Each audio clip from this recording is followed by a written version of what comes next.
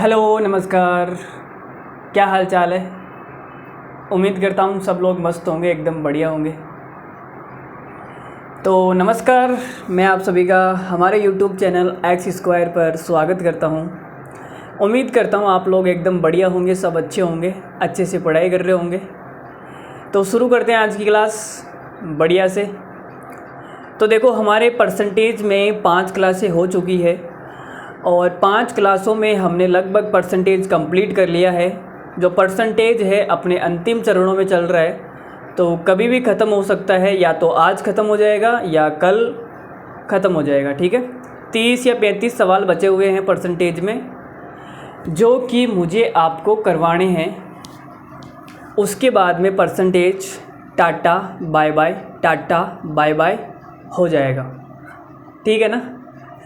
तो देखते हैं आज की क्लास में कितने सवाल होते हैं। उसके बाद कल की क्लास की ज़रूरत रहेगी तो मैं ले लूँगा, वरना रहने देंगे। तो चलिए शुरू करते हैं। एक बहुत ही शानदार और जानदार सवाल स्क्रीन पर आपको दिखाई दे रहा होगा। तो हम आपकी मुलाकात करवाते हैं अंकिता जी से। तो जो अंकिता जी है, उनकी क्या हालचाल है, देखते हैं भाई कितनी मोटी है, कितनी पतली है। तो आपने कहा अंकिता का भार उसकी दादी के भार से 20% कम है। दादी का भार उनके पति से 26 किलो कम है, जिनका भार 81 किलो है। यदि अंकिता का भाई अंकिता से 8 किलो भारी है, लो भाई ये तो अंकिता से भी बड़ा मोटू निकला बे। तो अंकिता के भाई का भार कितना है, लो इस मोटू का वज़न निकालना है हमें। CGL 2022 में पूछा गया सवाल है, अभी लेटेस्ट में आया हुआ सवाल है, पिछला जो CGL का एग्ज़ाम हुआ था उसका। तो देखो सवाल में क्या दिया गया है। सवाल लल्लू ये कुछ भी नहीं है। सवाल में ये बोला गया है कि दादी का भार उनके पति से 26 किलो कम है। तो मैंने यहाँ पे लिखा बड़े ही प्यार से दादीज पति। ये हो गया दादी का पति, दादीज पति मतलब दादी का पति, जिनका वज़न कितना दिया हुआ है 81 किलो। ये भाई साहब बुढ़ापे में इतने किलो के हैं, उठना मुश्किल हो जाएगा इनका। अब दादी का वज़न निकाल लेते हैं। तो हम दादी का वज़न निकाल लेते हैं भाई। तो आपने कहा दादी का जो वज़न है वो 26 किलो कम है, ये पति से 26 किलो कम है। ज़्यादातर यही होता है कि पति से महिलाएं होती है वो ज़्यादा मोटी होती है, पति बेचारा छोटा पतलू होता है। लेकिन यहाँ पे उल्टा है, ये जो पत्नी जी है ये थोड़ी सी पतली है। तो आपने कहा 26 किलो कम है, 81 में से 26 माइनस कर लो, कितना आएगा भाई। 80 में से 20 गया तो 60, 55 आ जाएगा। दादी आ गई हमारी 55 किलो की। चलो जी, आगे क्या बोला गया है। अंकिता का भार उसकी दादी के भार से 20% कम है। तो मैंने यहाँ लिख दिया अंकिता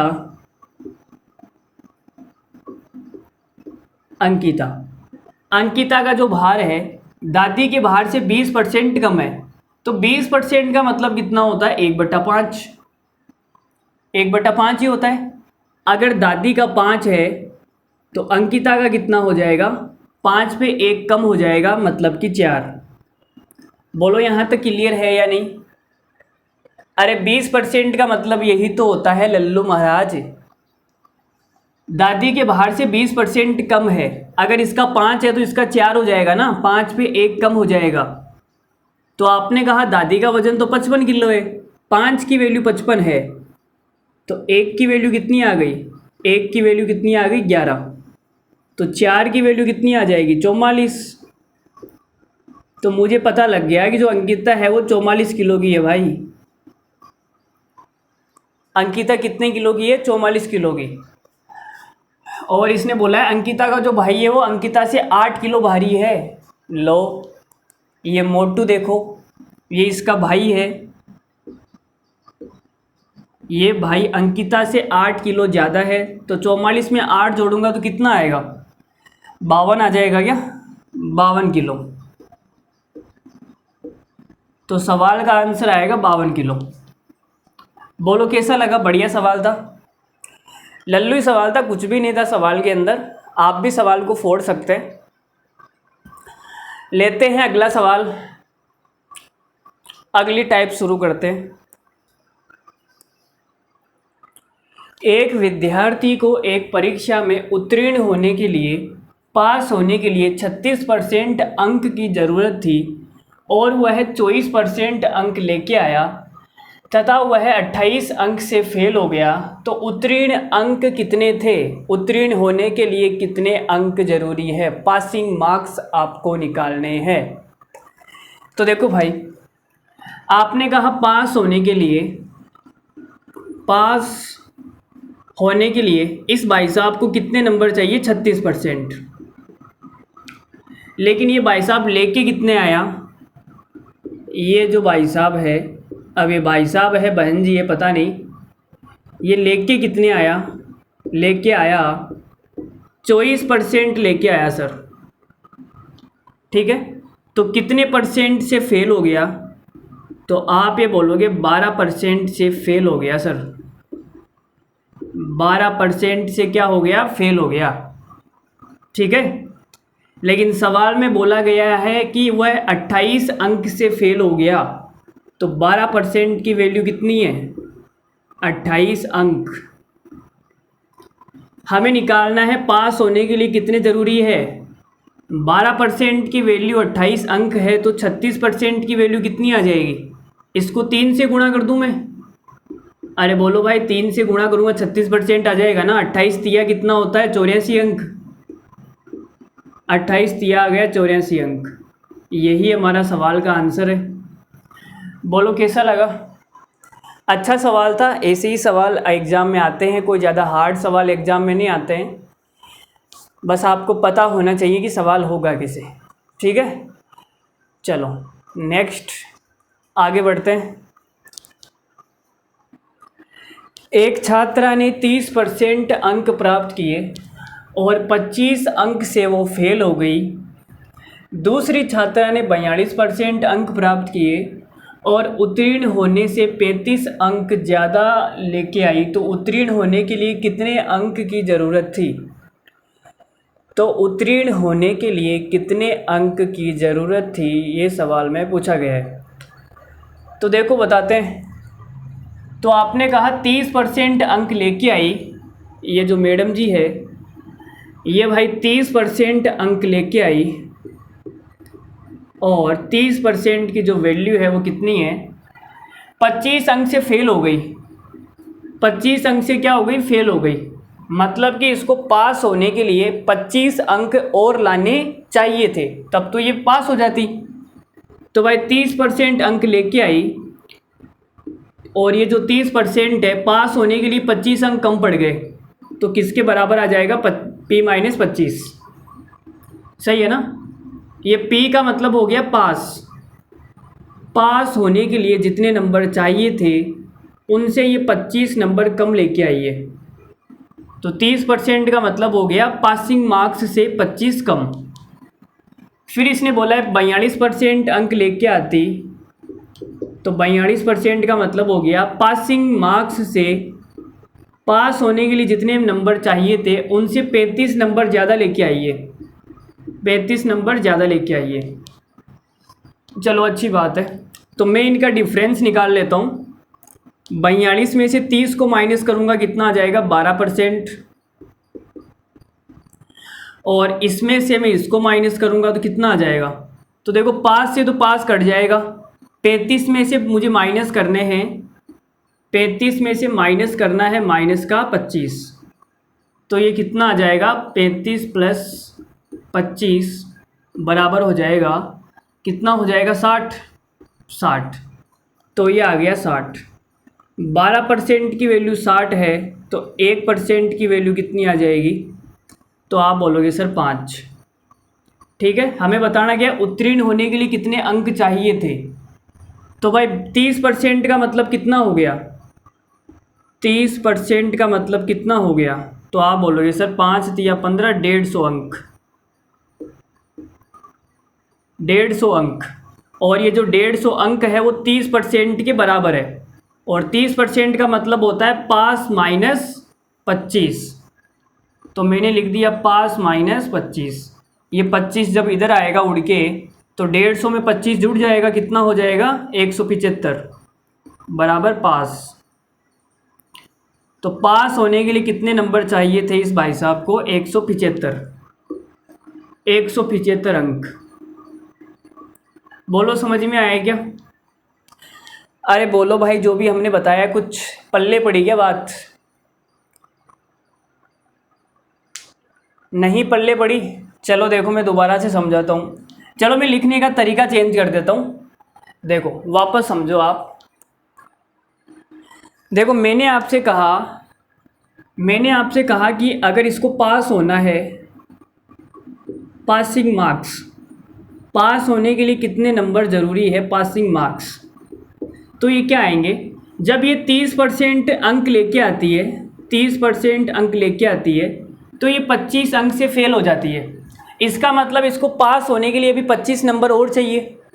तो मैंने कहा पासिंग मार्क्स क्या आ जाएंगे? 30% प्लस 25। बोलो सही बात है? आपने कहा बिल्कुल ठीक बात है।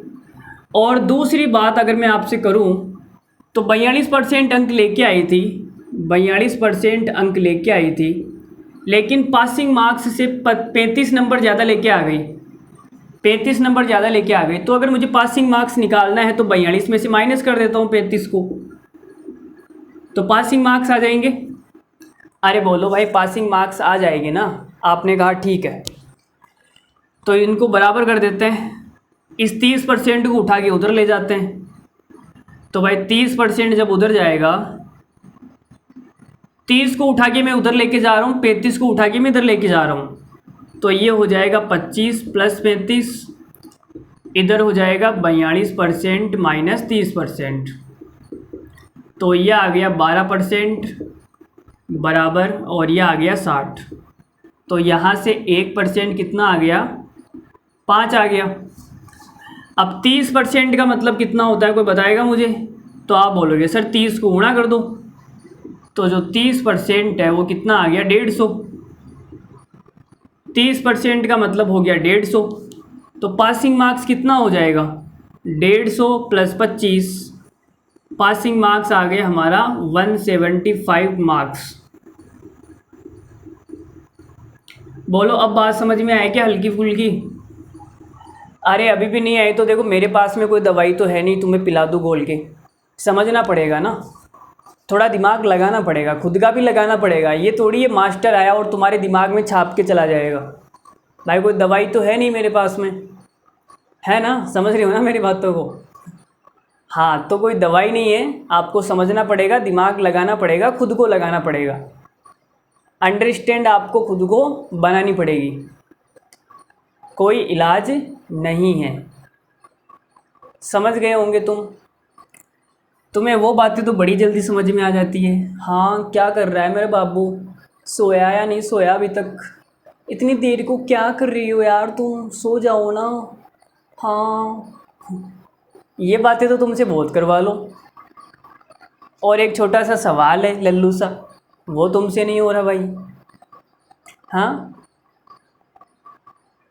अभी उनका फ़ोन आ जाएगा ना, बस चिपके रहेंगे, बस ऐसे चिपके रहेंगे जैसे फ़ोन इनके कान में चिपक गया हो, निकालना मुश्किल हो रहा है। चलो अगला सवाल देखो, सवाल नंबर 4। गीता ने 30% अंक प्राप्त किए और 50 अंकों से फेल हो गई, जबकि 45% अंक प्राप्त करने वाले मोहन को परीक्षा उत्तीर्ण करने के लिए आवश्यक न्यूनतम अंक से 25 अंक ज़्यादा मिले। तो बताना है 64% अंक प्राप्त करने वाले विमल को कितने अंक मिले। CHSL 2021 में पूछा गया बढ़िया सवाल है। देखो क्या है, तो जो विमल जी हैं इनको कितने मिले बताना है। तो आपने कहा जो गीता जी है इनको 30% अंक मिले। कितने अंक मिले? 30%। ठीक है, और ये जो 30% है वो पासिंग मार्क्स से 50 अंक कम है। पासिंग मार्क्स से 50 अंक क्या है? कम है। भाई 50 अंकों से फेल हो गई ना, तो पास होने के लिए जितने नंबर चाहिए थे उनसे 50 नंबर कम है, तो P-50 लिख दिया। और जो मोहन जी है उनको कितने मिले 45%। 45%। और ये जो भाई साहब है पासिंग मार्क्स से कितने ज़्यादा लेके आए हैं 25 अंक। 25 अंक ज़्यादा लेके आ गए। तो भाई माइनस कर दो, क्या कर दो, माइनस कर दो। इसमें से इसको माइनस करूँगा तो 15% आएगा, इसमें से ये गया 0 आ जाएगा। 25 में से ये माइनस करूँगा तो माइनस माइनस तो प्लस हो जाएगा, तो कितना हो जाएगा 75। तो 15% की वैल्यू 75 आ गई, तो भाई 1% की वैल्यू कितनी आ जाएगी यहाँ से 5। 15 5 75, छक्कड़ी 90 तियो 45 चौक मोक 60। पहले हमारे ज़माने में ऐसे ही चलते थे पहाड़े, आपको पता नहीं है, ठीक है। 15 का पहाड़ा बोलने में जितना मज़ा आता था ना, किसी पहाड़े में नहीं आता था। 1% की वैल्यू 5 है, हमें निकालना है 64%। तो भाई 64 से मल्टीप्लाई कर दो, तो आप ये बोलोगे गुरुजी आपका जो 64% है ना वो आ गया 320 अंक, 320 मार्क्स। ऑप्शन नंबर ए सवाल का करेक्ट आंसर है। बोलो कैसा लगा, कैसा लगा, कैसा लगा, कैसा।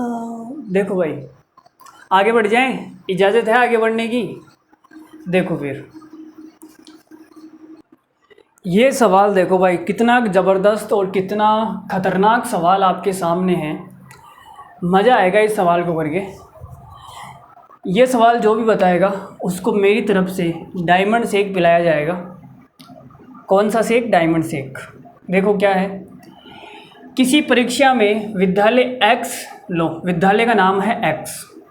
वाह वाह जी वाह, कमाल हो गया, लुंगी धोई थी साबुन से रुमाल हो गया। विद्यालय का नाम X है, वेरी गुड। छात्र उपस्थित हुए और 20% जो छात्र है वो अनुत्तीर्ण हो गए।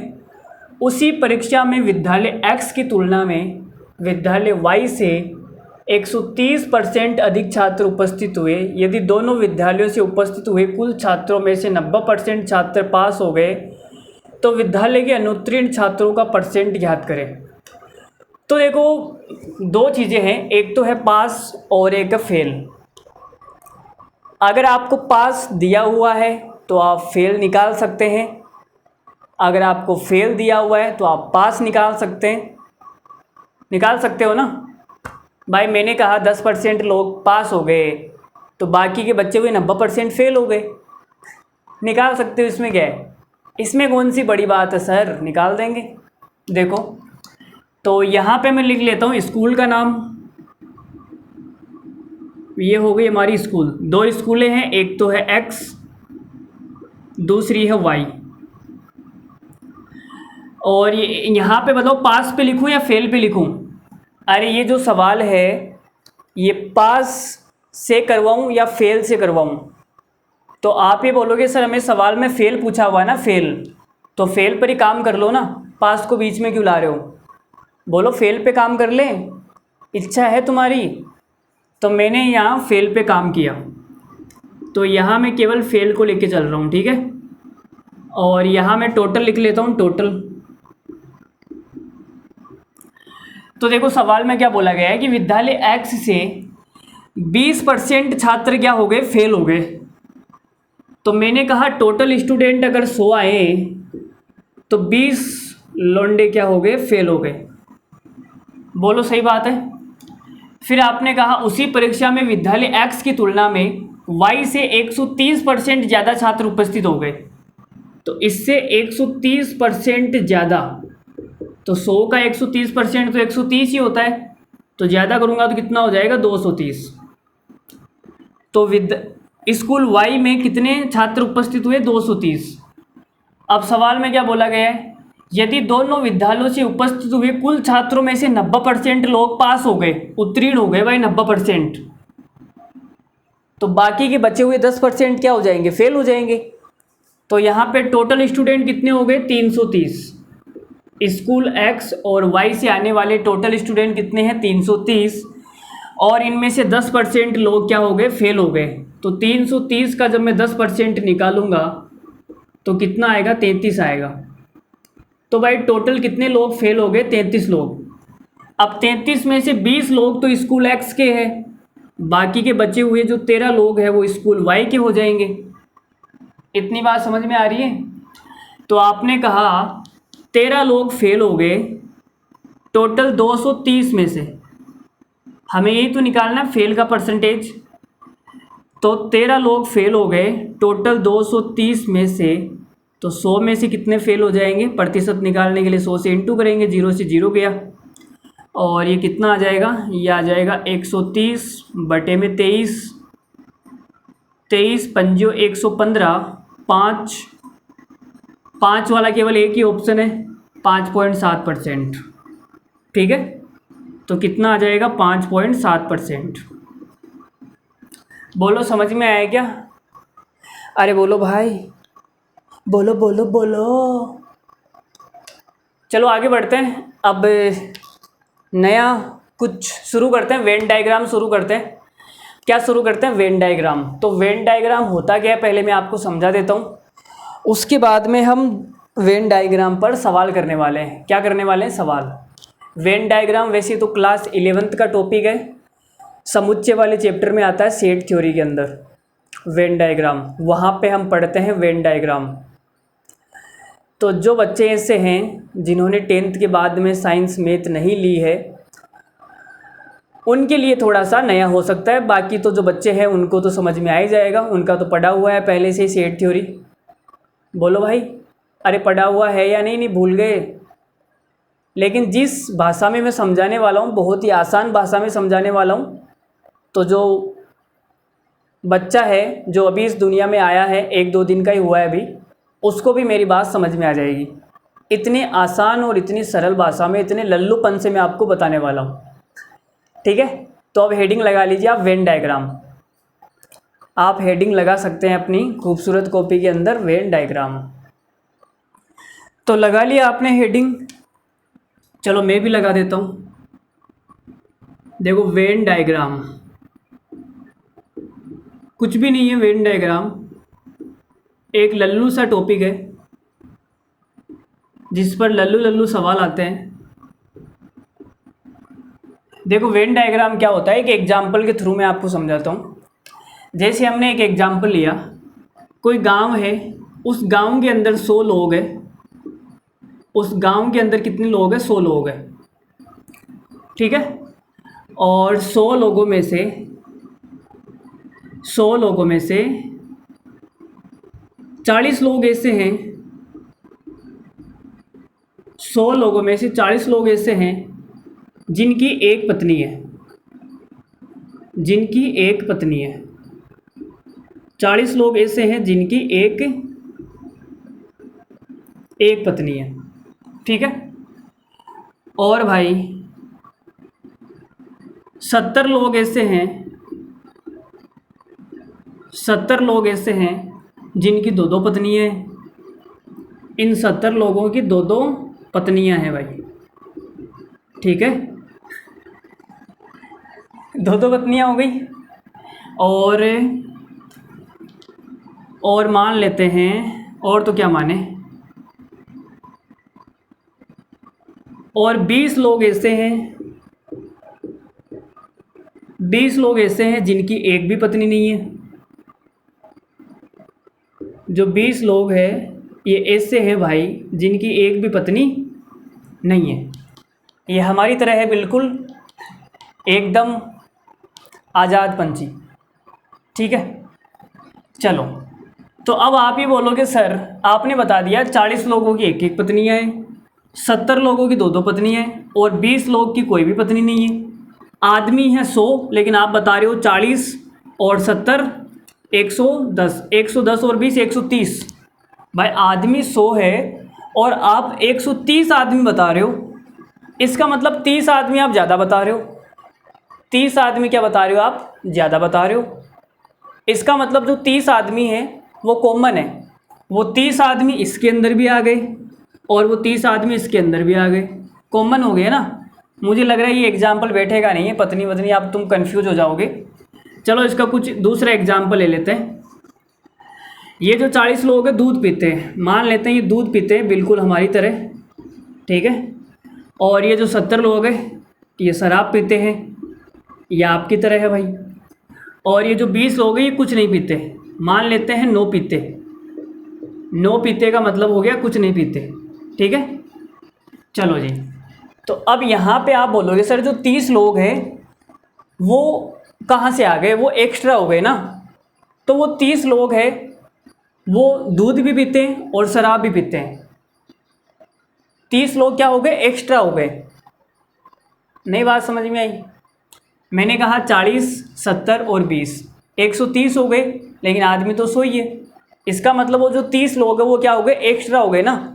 तो वो 30 लोग शराब में भी आ जाएंगे और 30 लोग दूध में भी आ जाएंगे। जैसे मैं आपको बताता हूँ, एक चित्र बनाता हूँ, ध्यान से समझना। बड़ा ही प्यारा और खूबसूरत चित्र मैं बना रहा हूँ। ये है विलेज, ये गांव हो गया, जिसके अंदर टोटल लोग कितने हैं, 100 लोग हैं इस गांव के अंदर। और इस गांव के अंदर 2 क्वालिटी के लोग हैं, मिल्क पीने वाले और शराब पीने वाले, ठीक है। जो मिल्क पिएगा वो इस डिब्बे के अंदर आएगा, जो शराब पिएगा वो इस डिब्बे के अंदर आएगा, और जो कुछ नहीं पिएगा वो इन दोनों डिब्बों के बाहर आएगा। तो आप ये बोलोगे सर 20 लोग ऐसे हैं जो कुछ नहीं पीते, मतलब 20 लोग यहाँ बाहर आएंगे, ठीक है, इन डिब्बों के अंदर नहीं आएंगे।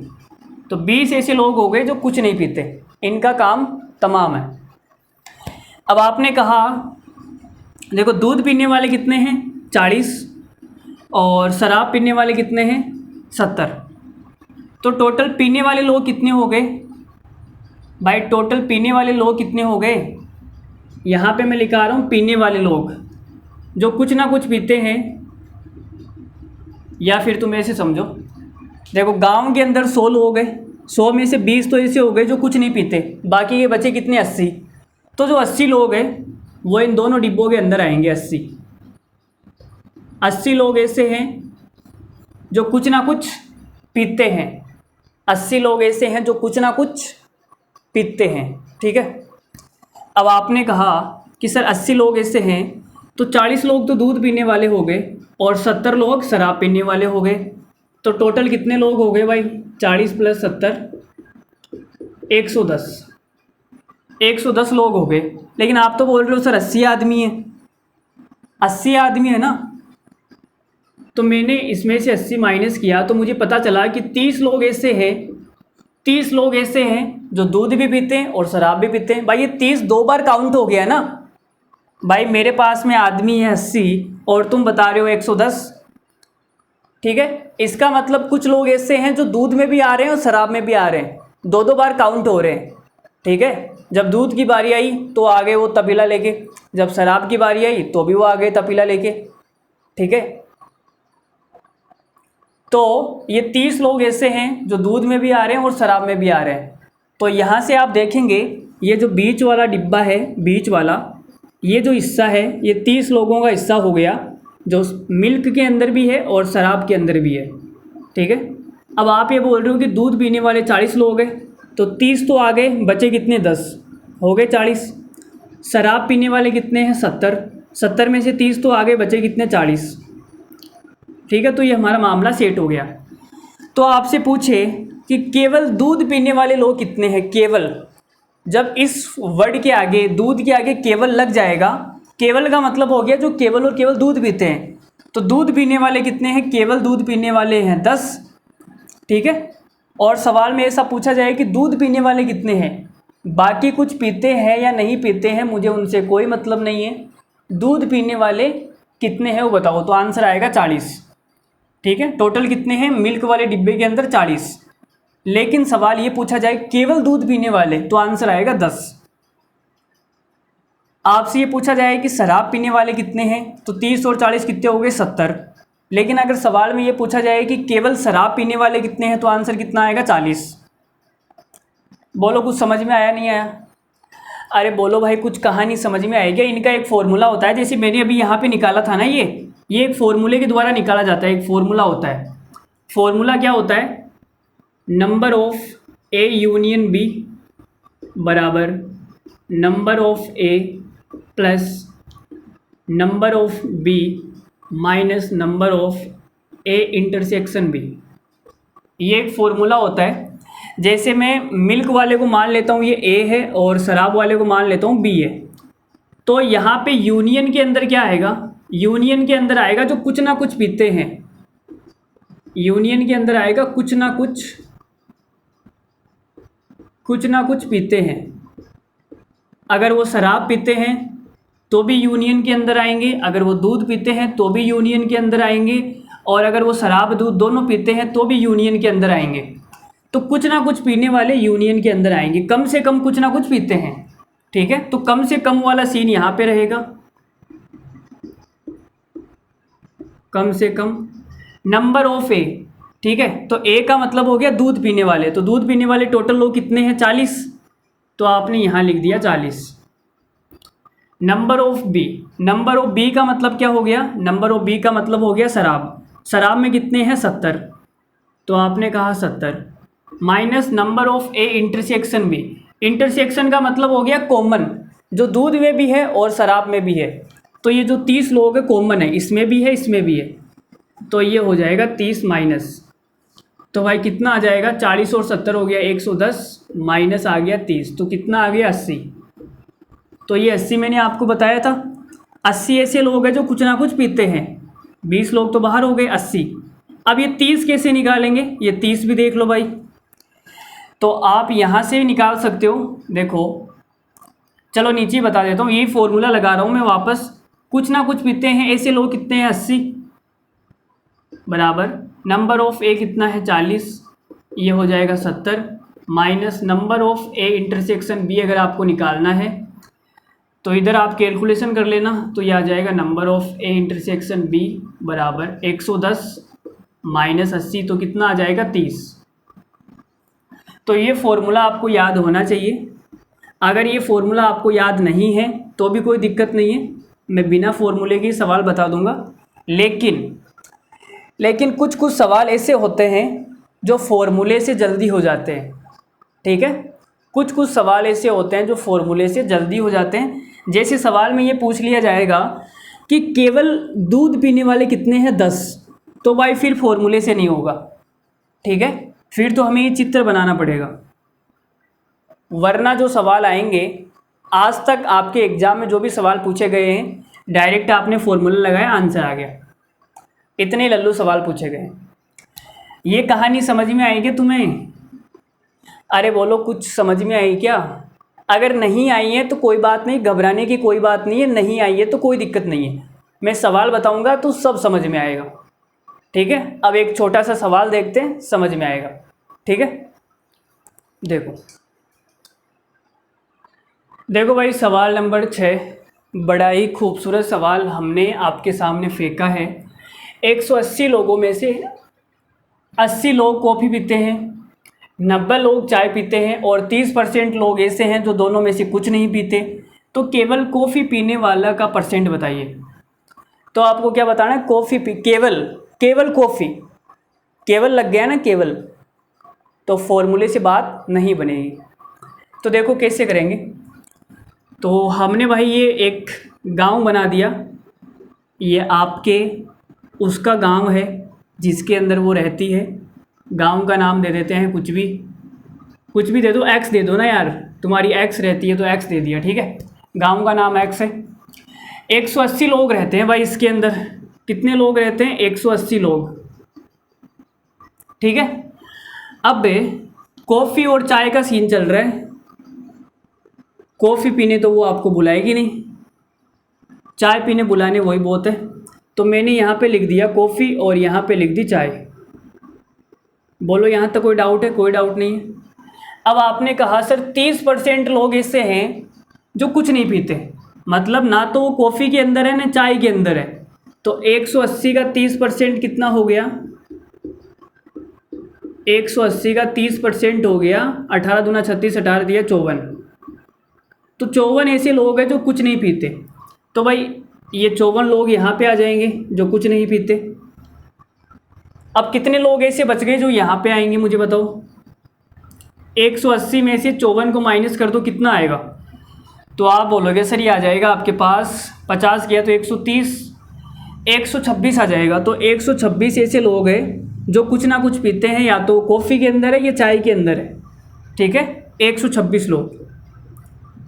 बोलो इतनी बात क्लियर है? बड़े आराम आराम से समझा रहा हूँ। अगर आज नहीं समझ में आया ना वेन डायग्राम, तो भाई मुश्किल आ गया ना। 126 लोग। ठीक है, अब आगे क्या बोला गया है कि 80 लोग कॉफ़ी पीते हैं। ठीक है, तो आपने कहा कॉफ़ी पीने वाले कितने हैं? 80। और चाय पीने वाले कितने हैं? 90। तो टोटल कितने लोग हो गए? 170 लोग हो गए टोटल। टोटल कितने लोग हो गए? 170। लेकिन आप बोल रहे हो कि सर मेरे पास तो टोटल लोग तो 126 ही है, फिर 170 कहाँ से आ गया? इसका मतलब कुछ लोग डबल आ रहे हैं, और जो डबल आ रहे हैं इसका मतलब वो चाय के अंदर भी है, कॉफ़ी के अंदर भी है। वो बोल रहे हैं हमें तो कुछ भी दे दो, हम तो पी लेंगे। ठीक है, तो डबल कितने लोग आ रहे हैं? तो मैंने 170 में से 126 को माइनस किया, तो मुझे पता चला ये 4, 7 में से 3 गया 4, 44 लोग। तो 44 ऐसे लोग हैं जो भाई कॉफ़ी के अंदर भी है, चाय के अंदर भी है। ठीक है, अब सवाल में हमसे पूछा गया है कि कॉफ़ी पीने वाले, तो 80 लोग कॉफ़ी पीते हैं। 80 लोग, इस डिब्बे के अंदर कितने लोग आएंगे? 80, जिसमें से 44 तो यहाँ पे आ गए, बचे कितने? बचे 36। वो 36 यहाँ पे आएंगे, लेकिन हमें परसेंटेज बताना है। तो 180 में से 36 लोग क्या पीते हैं? कॉफ़ी। तो 100 में से कितना आ जाएगा? परसेंटेज निकालेंगे तो 0 से 0 गया, 18 दूना 36, 20%। 20% सवाल का आंसर है। 20% सवाल का आंसर है। बोलो कैसा लगा? अरे बोलो भाई कैसा लगा? इस अंधेर भरी शाम के अंदर, इस सुहानी शाम के अंदर कैसा लग रहा है आपको दोस्तों? मज़ा आ रहा है, नहीं आ रहा है? आ रहा है ना? नहीं आ रहा तो बता देना। ठीक है, मज़े को मैं आपके मुंह पे फेंक के मार दूंगा, फिर आ जाएगा। चलो देखो, अब एक नया तरीका आपको मैं बताता हूँ, जो भाई ने बड़े ही मेहनत से खोजा है आपके लिए। देखो, ये सवाल जब भी आएगा तो आप इस सवाल को ऐसे नहीं करोगे, तो फिर कैसे करोगे? बताता हूँ 1 मिनट का फ्लैशबैक के बाद। देखो नज़ारा, ये जो तरीका है भाई बड़ी ही दूर से ढूंढ के लाया है। ठीक है, आपको मज़ा आ जाएगा ये तरीका जान के। तो कमेंट बॉक्स में आग लग जानी चाहिए। क्या लग जानी चाहिए? आग, कि सर ये तरीका आपने बहुत ही ज़बरदस्त बताया है, मज़ा आ गया। बस अब तो बस काट देंगे, जो भी सामने आएगा काट देंगे। ठीक है, देखो तो मैंने कहा ये आपका गांव हो गया जिसके अंदर वो रहती है, और ये कॉफ़ी का मामला है, और ये चाय का मामला है। यहाँ पे मैंने लिख दिया कॉफ़ी, यहाँ पे मैंने लिख दिया चाय। ठीक है, अब आप ये बोलोगे सर 30% लोग ऐसे हैं जो कुछ नहीं पीते। भाई इस गांव के अंदर टोटल 100% लोग रहते हैं, जिसमें से 30% लोग कुछ नहीं पीते, वो आउट ऑफ एरिया है। तो जो 30% है वो इन दोनों डिब्बों के आसपास भी नहीं भटकेंगे ना। तो कितने लोग ऐसे हैं जो भटकेंगे? तो आप बोलोगे 70%। भाई 30% तो ऐसे है ना जो कुछ भी नहीं लेते हैं, तो 70% लोग हैं इन दोनों डिब्बों में। यहाँ से यहाँ तक 70% लोगों का वास रहेगा। ठीक है, अरे बोलो भाई इन दोनों डिब्बों में, चलो यहाँ से मैं मिटा देता हूँ, यहाँ लिख देता हूँ, यहाँ से यहाँ तक कितने लोगों का वास रहेगा? 70% लोगों का। 70% लोगों का वास है इस लाइन के ऊपर। अब सवाल में ये बोला गया है, क्या बोला गया है कि 90 लोग चाय पीते हैं। तो जो चाय का सीन है, चाय का सीन यहाँ से यहाँ तक है। ठीक है, 90 लोग चाय पीते हैं, तो मुझे बताओ कितने परसेंट हो जाएंगे? 180 में से 90 लोग ऐसे हैं जो चाय पीते हैं, इसका मतलब हो गया 1/2। 1/2 का मतलब 50%। तो भाई ये जो मामला है वो 50% का है। मुझे बताओ यहाँ से यहाँ तक 70 है, यहाँ से यहाँ तक 50 है, तो यहाँ से यहाँ तक ये कितना आ जाएगा 20%। और ये क्या आ गया, केवल और केवल कॉफ़ी पीते हैं। भाई देखो कॉफ़ी के अंदर ही, कॉफ़ी के उधर तो गए नहीं ना, चाय के अंदर, केवल कॉफ़ी के अंदर ही तो है। तो 20% लोग ऐसे हैं जो केवल और केवल कॉफ़ी पीते हैं, तो कॉफ़ी वाला आ गया 20%। बोलो कैसा लगा भाई का ये तरीका, मज़ा आया नहीं आया बता दो तुम तो यार, बस कमेंट बॉक्स में आग लगा दो, बस ज़बरदस्त, अपने दोस्तों तक फैला दो इसको कि भाई नया तरीका मार्केट में आ चुका है जो आग लगाएगा। क्या लगाएगा? आग लगाएगा। ठीक है, तो 20% हमारे सवाल का क्या आ गया, आंसर आ गया। चलो आगे बढ़ते हैं, नया सवाल लेते हैं। एक बच्चा पूछ रहा है कि सर यूनियन और इंटरसेक्शन का मतलब क्या होता है। देखो भाई बताते हैं, यूनियन और इंटरसेक्शन का मतलब, जैसे दो गांव है, एक गांव तो है एक्स, ठीक है, जिसके अंदर आपकी तीनों एक्स रहती है, आपकी तीनों एक्स रहती है, कुछ भी नाम हो सकता है, मैं अपने हिसाब से नाम लिख रहा हूँ, आप कुछ भी लिख लेना। ये हमारा x है, इस गांव के अंदर आपकी तीनों x रहती है, और ये हमारा y है जिसके अंदर आपकी होने वाली रहती होगी। ठीक है, अब आप ये बोलोगे सर मैं एक का तो नहीं होऊंगा, मुझे और चाहिए 2-4। चलो भाई और लिख लेते हैं, और लिख लो भाई, सुंदर सुंदर नाम लिख लो।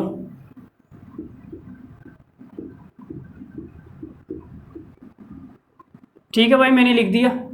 ये दो गांव हो गए एक्स और वाई। अब यूनियन का मतलब क्या होता है समझना, जैसे मुझे एक्स यूनियन वाई निकालना है, ठीक है, तो एक्स यूनियन वाई क्या हो गया, जिसके अंदर ऐसे लोग, एक्स यूनियन वाई का मतलब हो गया ऐसे लोग जो एक्स में रहते हैं वो भी इसके अंदर आएंगे, जो वाई वाले हैं वो भी इसके अंदर आएंगे। जैसे मैं लिख के बताऊँ एक्स यूनियन वाई कितना आएगा, तो हमारा जो x यूनियन y है वो ये आ जाएगा,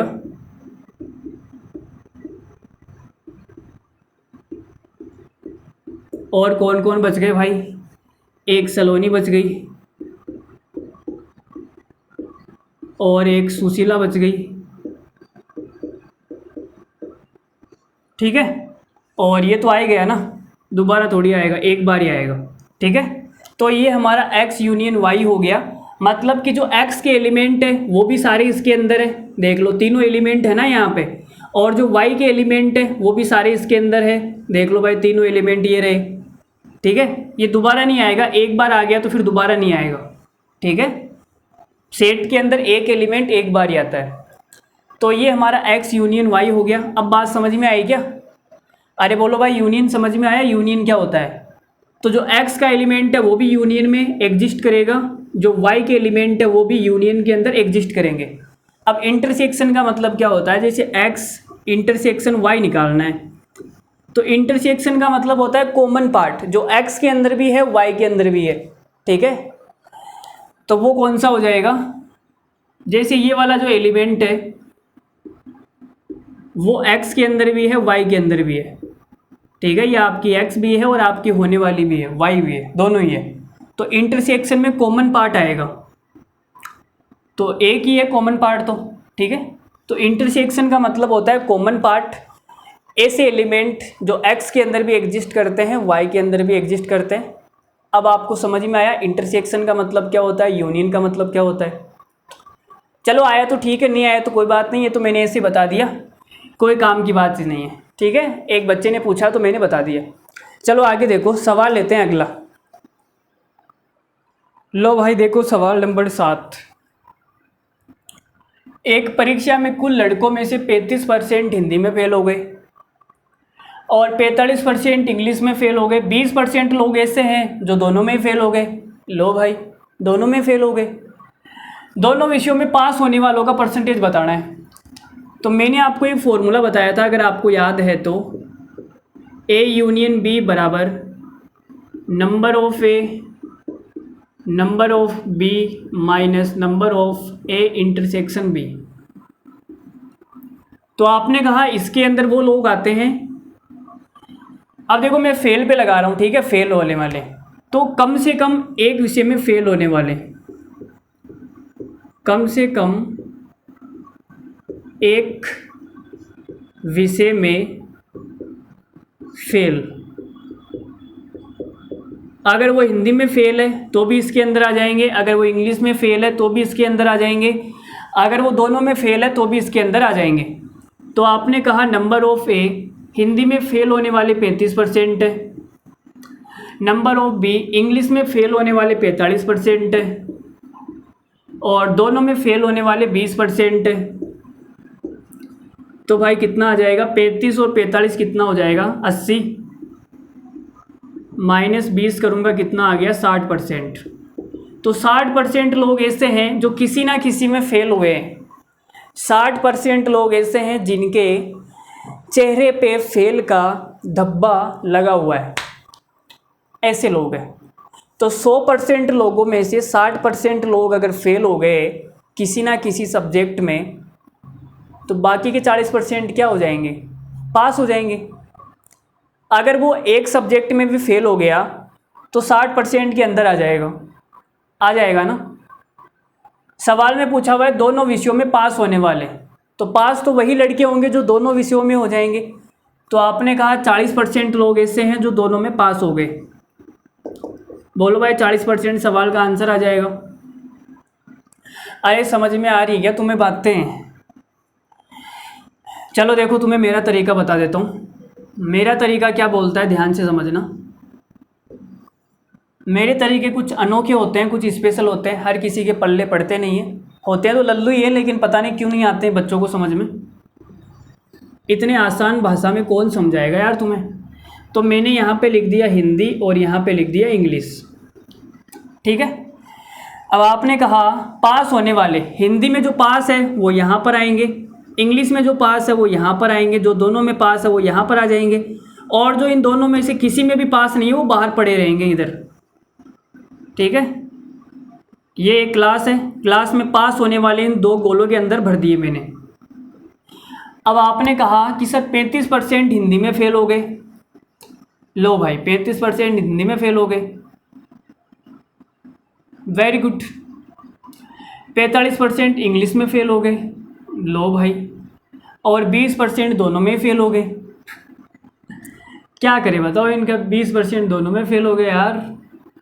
चलो मैं फेल पे निकाल लेता हूँ ना, फेल ही निकाल लेता हूँ। अभी पास वाला निकालूंगा बहुत गड़बड़ हो जाएगा मामला, फेल वाला ही निकाल लेते हैं। यहाँ भी फेल, यहाँ भी फेल, यहाँ भी फेल, तो तीनों जगह फेल ही फेल है, तो फेल पर ही लगा लेते हैं।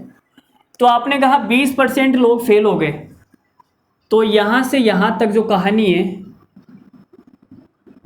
वो 20% लोगों की है जो क्या हो गए, फेल हो गए, ठीक है। अरे गड़बड़ कर दिया क्या मैंने, मामला गड़बड़ कर दिया भाई। क्या कर दिया, गड़बड़ कर दिया। 20% तो फेल है ना, तो ये तो यहाँ से यहाँ तक ही आएंगे ना, 20% तो यहाँ से यहाँ तक ही आएंगे फेल। और हिंदी में कितने फेल है, 35%। तो यहाँ से यहाँ तक जो हिंदी का मामला है, हिंदी में 35% फेल है। अब देखो ये टोटल हिंदी का मामला है, यहाँ से यहाँ तक 35% है, जिसमें से 20 यहाँ पर आ गया, तो बाकी का बचा हुआ 15 यहाँ पे आ जाएगा। बोलो समझ में आ रही है बात? तो आप बोलोगे बिल्कुल आ रही है। 15 आ गया। अब 45% इंग्लिश में फेल है, तो यहाँ से यहाँ तक जो सीन है वो 45% का है, यहाँ से यहाँ तक का। 45 में से 20 यहाँ पर आ गया, तो बचा कितना, 25 बच जाएगा, तो 25 यहाँ पे आ जाएगा। तो टोटल कितना आ गया, 25 और 20 45, 45 और 15 60। तो ये जो मामला है पूरा 60% का है। 60% लोग ऐसे हैं जो फेल हो गए, तो बाकी के बचे हुए 40% लोग क्या हो जाएंगे, पास हो जाएंगे। 40%। बोलो अच्छा लगा क्या हमारा तरीका, कैसा लग रहा है आपको, कुछ समझ में आ रही है? तो ये तो मैंने फेल वाले पे लगाया है, ठीक है। चलो मैं पास पे लगा के दिखाता हूँ आपको। देखो पास पे लगा लेते हैं, आपके मन की रख लेते हैं। आपका भी दिमाग ऐसे चलना चाहिए जैसे मेरी तरह चलता है। मैं सवाल को कैसे भी तोड़ मोड़ के कैसे कर देता हूँ, सवाल को हवा भी नहीं लगती कि सवाल बोलता हो गया क्या, मैं इतना जल्दी हो गया, मैं ऐसे सवाल बोलता है। तो देखो पास पे लगाते हैं, ये हो गई आपकी क्लास, ये पास का ले लिया मैंने हिंदी और ये इंग्लिश। अब आपने कहा कि 20% लोग ऐसे हैं, 20% लोग ऐसे हैं जो फेल है, दोनों में फेल है, ठीक है। चलो, कुल लड़कों में से 35% हिंदी में फेल हो गए, 35% क्या हो गए हिंदी में फेल। तो मुझे ये बताओ, टोटल लोग 100% है, 100 में से 35% अगर हिंदी में फेल हो गए तो बचे कितने, बचे कितने? नहीं समझ में आई बात?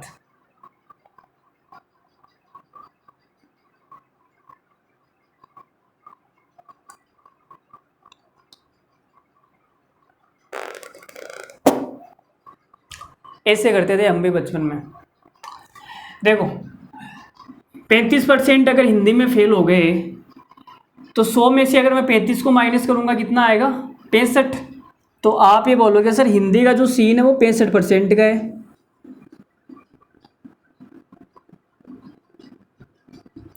65%, और इंग्लिश में है 45%। तो भाई ये जो इंग्लिश का मामला है वो 45% का है, सॉरी 45 क्या 55% हो गया ना, 55%, ठीक है। ये मामला कितना है ये वाला? तो आप ये बोलोगे सर 20% लोग ऐसे हैं जो फेल हो रहे हैं, फेल मतलब पास का नाम ही नहीं है, 20% लोग ऐसे हैं जो दोनों में ही फेल है। इसका मतलब जो 80% लोग हैं वो किसी ना किसी में तो पास हुए होंगे, या तो वो हिंदी में होंगे या इंग्लिश में होंगे या दोनों में ही होंगे। तो 80% लोग हैं वो किसी ना किसी में है। तो मैं ये बोल सकता हूँ कि ये जो पूरा क्राइटेरिया है यहाँ से यहाँ तक, ये जो पूरी लाइन है वो 80% लोगों की है। अरे यार ये छोटा सा चित्र हो गया, एक तो गड़बड़ हो रहा है मामला, छोटा सा चित्र बन गया, मामला गड़बड़ हो रहा है, बड़े बड़े चित्र बना देता हूँ। ये हिंदी का हो गया और ये इंग्लिश का हो गया। आपने कहा पूरा जो क्राइटेरिया है यहाँ से यहाँ तक, ये पास वाला सीन 80% का है, लेकिन आप बोल रहे हो कि हिंदी में 35% फेल हो गए, तो हिंदी में पास होने वाले लोग कितने हैं, 65%, ठीक है। तो अगर 80 में से मैं 65 को माइनस कर दूंगा तो कितना आएगा, कितना आएगा भाई? अरे बोलो भाई कितना आएगा? मुझे लग रहा है ऐसे तो होगा ही नहीं यार, ये सवाल ऐसे तो होगा ही नहीं ना भाई। 80 में से मैं 65 माइनस करूंगा तो कितना आ रहा है, 25 आ रहा है। ये तो 25 ही कहाँ, 15 ही तो आ रहा है, 15%, ये 15% आ गया, और 45% ये 55% आ रहा है। ये वाला जो सीन है वो 55% का है।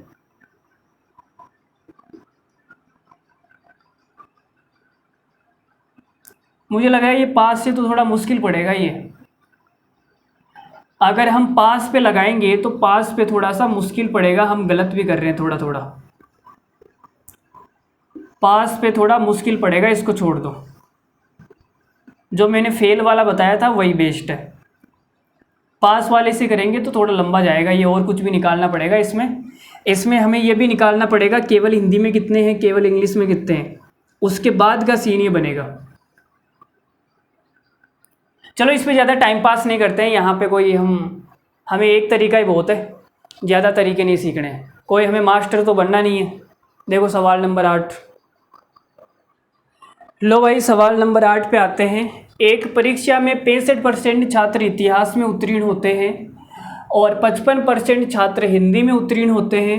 यदि दोनों विषयों में 5% छात्र फेल हो गए तो दोनों विषयों में उत्तीर्ण होने वाले छात्रों का परसेंट क्या है?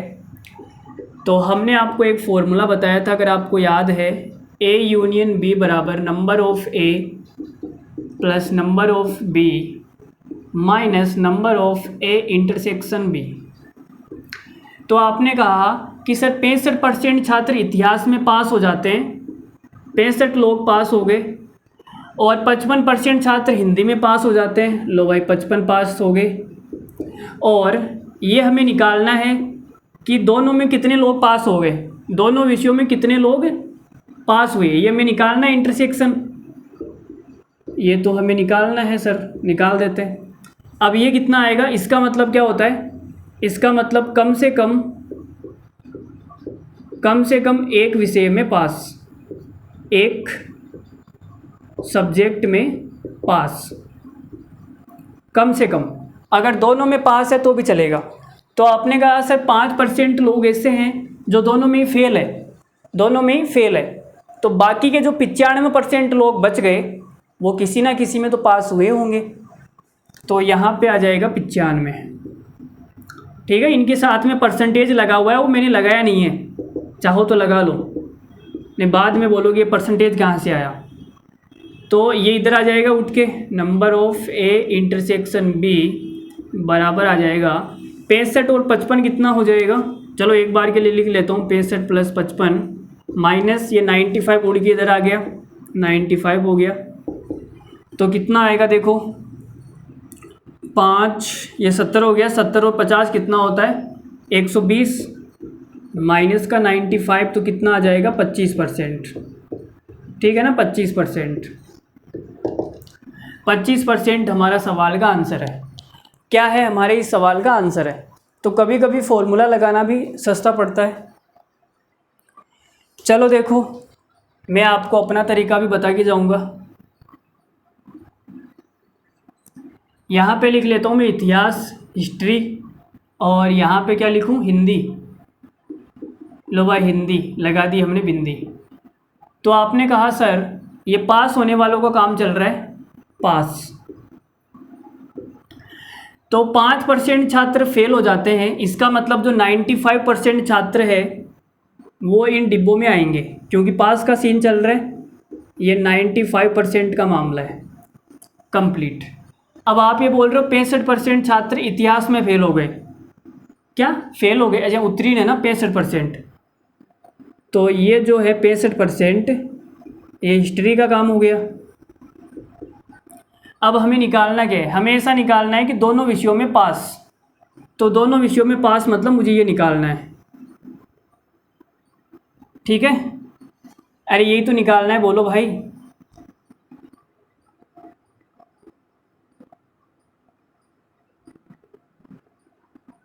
ये निकालना है ना। आप ये बोलोगे सर 55% छात्र ऐसे हैं जो हिंदी में हो गए, 55% छात्र ऐसे हैं जो हिंदी में भी हो गए। ये लो मैंने 55% लिख दिया हिंदी का। बोलो यहाँ तक ठीक है, किसी को भी कोई तकलीफ़ थोड़ी है, कोई तकलीफ़ नहीं है। चलो, अरे बोलो भाई कोई तकलीफ़ नहीं है ना। आप बोलोगे सर कोई तकलीफ़ नहीं है, एकदम बढ़िया चल रहा है, सब बढ़िया है। मुझे ये निकालना है बीच वाला, बस ये वाला, यहाँ से यहाँ तक 65 है, यहाँ से यहाँ तक 55 है, यहाँ से यहाँ तक 95 है, मुझे ये निकालना है। तो कैसे निकालूंगा, तो आप बोलोगे सर गुरुजी आप पहले ये निकाल लो, ये 65 है ना, तो 95 में से अगर 65 का माइनस करूँगा, 65 माइनस कर दूंगा तो मेरे पास में ये सीन आ जाएगा, ये वाला। तो 95 में से 65 माइनस करूँगा, ये कितना आएगा 30, ये 30 आ गया। अब यहाँ से यहाँ तक पूरा 55 है और ये 30 है, तो ये बीच वाला कितना आ जाएगा 25। भाई 55 में से 30 जाएगा तो 25 ही आएगा ना ये वाला। तो आप ऐसे भी कर सकते हो। अगर आपको ये वाली कहानी समझ में आ रही है तो सबसे बढ़िया है, नहीं तो आप फॉर्मूला लगा लेना। क्या लगा लेना, फॉर्मूला। ठीक है, चलो अगला सवाल देखो। किसी परीक्षा में 70% छात्र अंग्रेजी में पास हुए और 80% छात्र गणित में पास हुए, 10% दोनों में फेल हो गए और 144 छात्र दोनों में पास हो गए, तो टोटल नंबर ऑफ़ स्टूडेंट्स कितने हैं वो बताने हैं। टोटल नंबर ऑफ़ स्टूडेंट्स कितने हैं वो बताने हैं। तो हमने बना लिए भाई घोड़े। फॉर्मूला लगा के आप खुद से ट्राई करना इस सवाल को, फॉर्मूला लगा के आप खुद से इस सवाल को ट्राई करें। ये इंग्लिश हो गई, ये हमारी मैथ हो गई। अब आपने कहा सर ये पास वाला सीन चल रहा है, यहाँ पे मैं क्या ले रहा हूँ, पास का सीन। तो 10% बालक ऐसे हैं, बालिकाएं ऐसी है जो फेल हो गई। तो आप ये बोलोगे सर 10% फेल हो गया तो बाकी 90% का मामला है, तो इन दोनों गोलों के जो आसपास भटकने वाले हैं वो कितने लोग हैं? 90%। 90%, ठीक है। 70% छात्र इंग्लिश में पास हो गए, तो ये जो इंग्लिश का डिब्बा है ये 70% का है, और 80% गणित में पास हो गए, तो ये जो गणित का मामला है वो 80% का है, ठीक है ना। चलो, तो मुझे ये बता सकते हो क्या कौन ये कितना आएगा? तो आप ये बोलोगे सर पूरा 70 है, पूरा 90 है, 90 में से 70 जाएगा तो ये 20 आ जाएगा।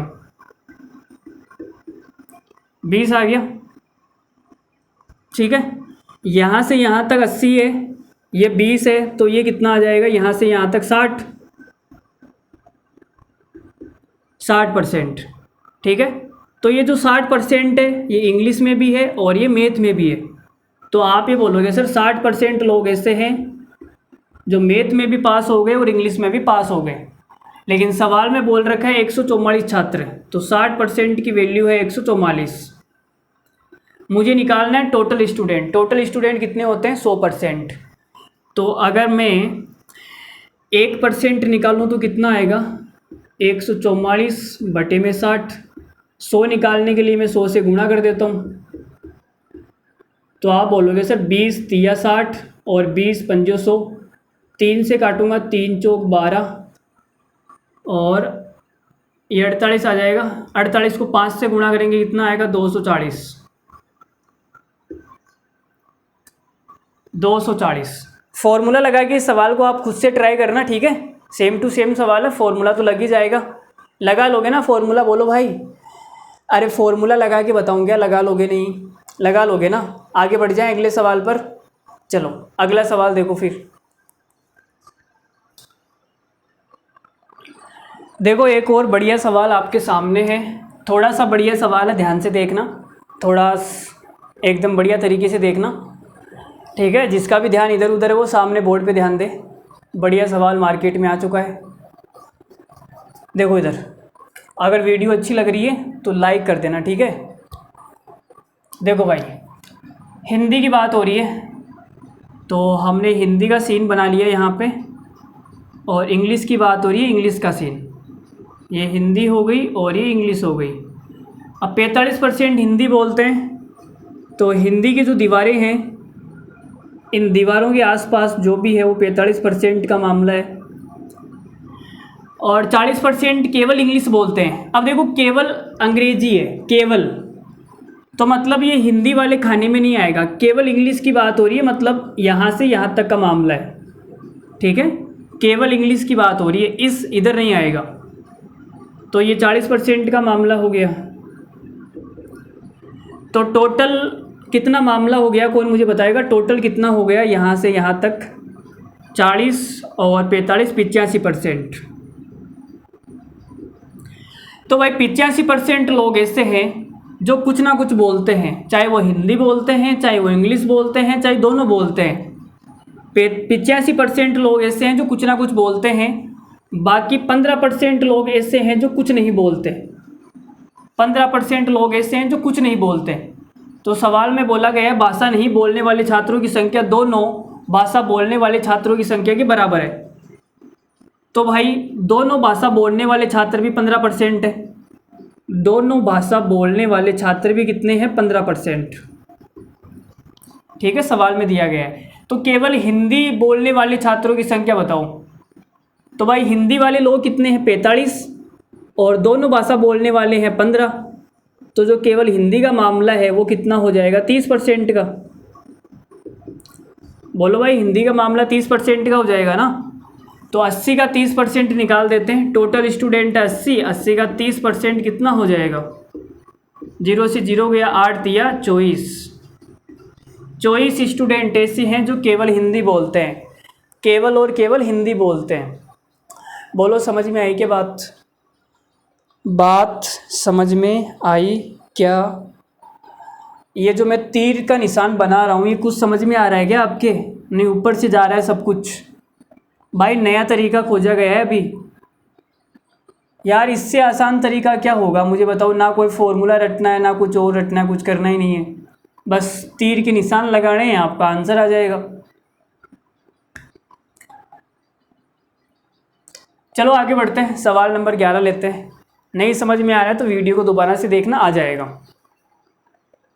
वो भी एक बार में इम्प्रेस नहीं होती है, तो हम बार बार उसे इम्प्रेस करने की कोशिश करते हैं तो हो जाती है लास्ट में, ठीक है ना। तो वैसे ये भी हो जाएगा। अगला सवाल देखो, सवाल नंबर 11। तो देखो मैंने आपको दो लोगों के लिए फॉर्मूला लिखाया था। जब ए और बी का मामला हो तब फॉर्मूला मैंने आपको लिखाया था, लेकिन जब तीन चीज़ें आ जाती हैं तो फॉर्मूला क्या होता है वो भी रट लो।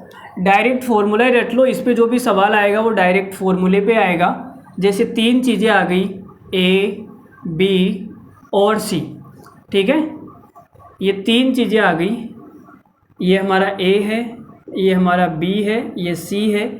तो इसका जो फॉर्मूला होगा number of A union B union C, यह आ जाएगा number of A plus number of B plus number of C minus number of A intersection B. A और बी में जो कॉमन है, ए और बी में कॉमन कौन सा पार्ट है, ये वाला, ठीक है। ये वाला जो पार्ट है वो ए और बी में कॉमन है। और आ जाएगा minus number of B intersection C. B और सी में जो कॉमन है, कॉमन कौन सा पार्ट है, ये वाला, बी और सी में पूरा कॉमन है। और आ जाएगा number of A intersection C. ये ए इंटरसेक्शन सी कौन सा आ जाएगा, ये वाला हिस्सा। अब प्लस करना है जो तीनों में कॉमन है, A intersection B intersection C. तीनों में कॉमन कौन सा है, ये वाला पार्ट, ठीक है। ये वाला पार्ट तीनों गोलों के अंदर कॉमन है। जैसे अब ये सवाल करते हैं, सवाल पढ़ देता हूँ। कंपनी में 55% कर्मचारी चाय पीते हैं, तो भाई मैं निकाल देता हूँ। जो चाय वाले हैं वो 55% है, तो ये 55% आ गया, plus number of B 45% coffee वाले हैं, 45% कॉफ़ी आ गई। और 40% लोग ऐसे हैं जो दूध वाले हैं, ये भाई मेरी तरह है, बिल्कुल बच्चे हैं। अब ए और बी में कॉमन क्या है, तो 20% कर्मचारी है जो चाय और दूध में कॉमन है, 20%, तो माइनस का 20 आ जाएगा। 20% लोग 20% कॉफ़ी और दूध में भी कॉमन है, तो ये माइनस का 20 और आ जाएगा। और 25% कर्मचारी चाय और कॉफ़ी दोनों पीते हैं, तो ये माइनस का 25 आ जाएगा, ठीक है ना यहाँ तक।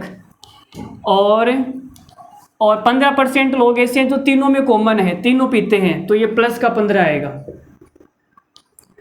तो ये कितना हो गया, देखो जोड़ देते हैं। तो आपने कहा 20 और 20 हो गया 40, माइनस का 40 प्लस के 40 से कट जाएगा।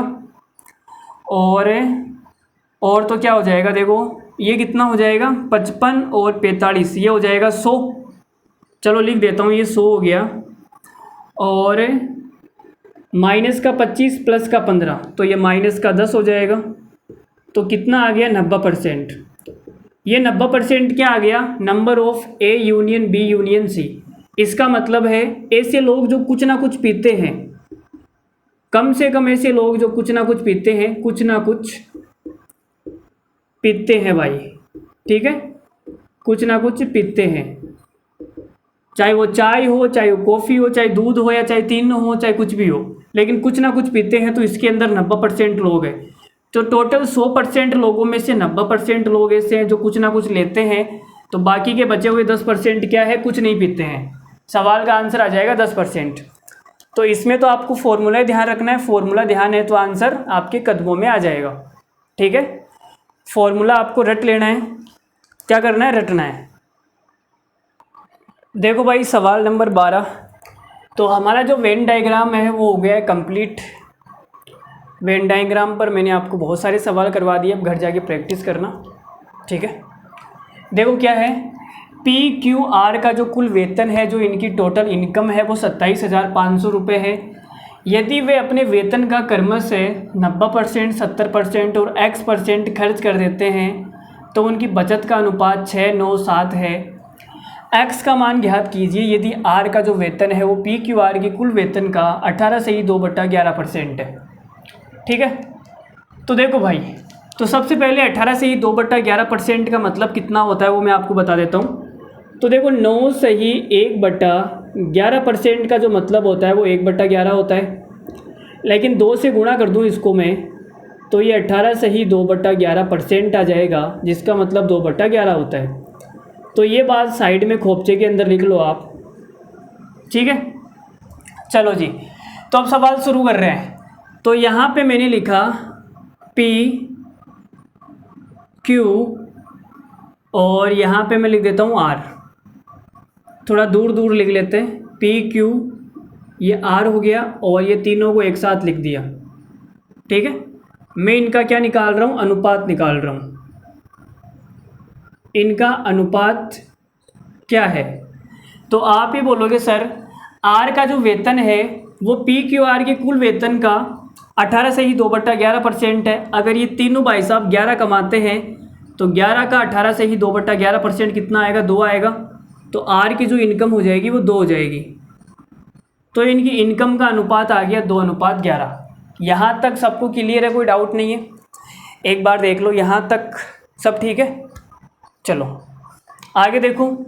तो आप मुझे ये बताओ, इन तीनों की जो इनकम है वो 11 रुपये है, जिसमें से R 2 रुपये कमाता है। तो P और Q की इनकम कितनी हो जाएगी? आप बोलोगे सर 9 रुपये। कितनी हो जाएगी? 9। अरे बोलो भाई 9 हो जाएगी ना। तो P और Q की मिला के जो इनकम है वो कितनी है? 9 रुपये। कोई तकलीफ़ नहीं है, कोई तकलीफ़ वाली बात नहीं है। आपने कहा ठीक है कोई तकलीफ़ नहीं है।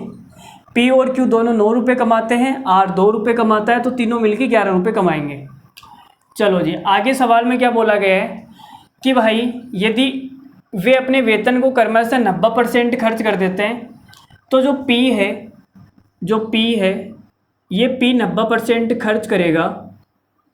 अगर ये 90% खर्च करेगा तो सेविंग कितनी करेगा? तो आप बोलोगे सर 10% की सेविंग कर लेगा, जिसकी वैल्यू सवाल में कितनी है? 10% सेविंग करेगा, जिसकी वैल्यू है 6। 10% की वैल्यू 6 है, तो भाई 100% की कितनी आ जाएगी? 60। तो मुझे ये पता लग गया कि जो P है वो 60 रुपये कमाता है। P कितने रुपये कमाता है? 60 रुपये। यहाँ तक एक बार देख लो, किसी को कोई तकलीफ़ हो रही है तो P कितने रुपये कमाता है? 60 रुपये, ठीक है। फिर मैं गया Q के पास में। Q 70% खर्च कर देता है। जो Q है ये 70% खर्च कर देता है, तो सेविंग कितनी करेगा? सेविंग करेगा 30% की, जिसकी वैल्यू सवाल में कितनी दी हुई है? 9। 30% की वैल्यू 9 है। अगर मैं 3 से काट दूंगा तो ये 3 तिया 9 आ जाएगा, ठीक है। तो यहाँ 10% की वैल्यू आ गई 3, तो भाई 100% की वैल्यू कितनी आ जाएगी? 30। 100% का मतलब हो गया उनकी इनकम, तो ये 30 रुपये कमाता है, ठीक है। तो मुझे क्या पता लग गया यहाँ से? मुझे यहाँ से क्या पता लग गया कि जो P और Q है दोनों मिलके कितने रुपए कमाते हैं? ये 60 कमाता है, ये 30 कमाता है, 90 रुपये कमाते हैं। कितने कमाते हैं? 90 रुपये। लेकिन आप बोल रहे हो कि सर ये तो 9 रुपये ही कमाता है। तो 9 की जो वैल्यू है वो 90 है। भाई इसको 90 बनाने के लिए मुझे क्या करना पड़ेगा? 0 चिपकानी पड़ेगी। तो ये अनुपात है, मैंने इसको 10 से गुणा कर दिया। लो भाई, कोई तकलीफ़ हुई अभी तक? अभी तक कोई तकलीफ़ हुई नहीं? हुई ना। चलो, तो यहाँ पे 60 और 30 दोनों मिलके 90 रुपये कमाते हैं। मैंने यहाँ पर भी 90 बना दिया। अब आप ये बोलोगे सर जो R है इसकी इनकम है 20 रुपये। 20 रुपये ये भाई कमाता है, और 20 में से बचत कितनी करता है? 7 रुपये की।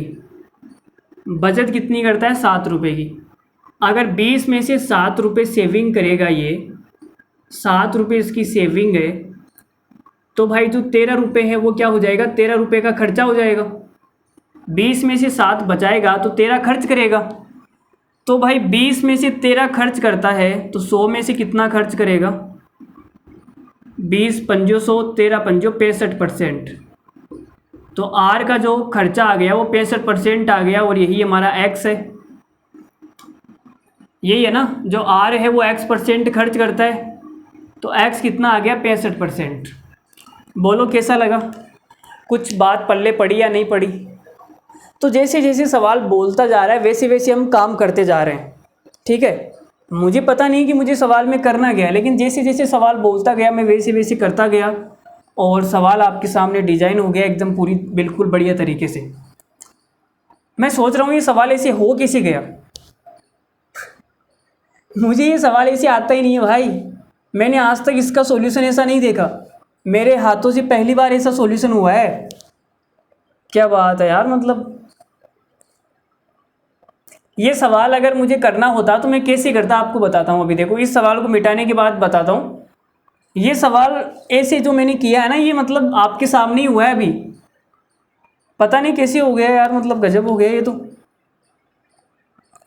चलो देखो, मुझे इस सवाल का जो सॉल्यूशन आता है वो मैं आपको बताता हूँ। अगर आपको ये समझ में आया तो ठीक है, ये तो ऐसे ही हो गया, पता नहीं कैसे हो गया।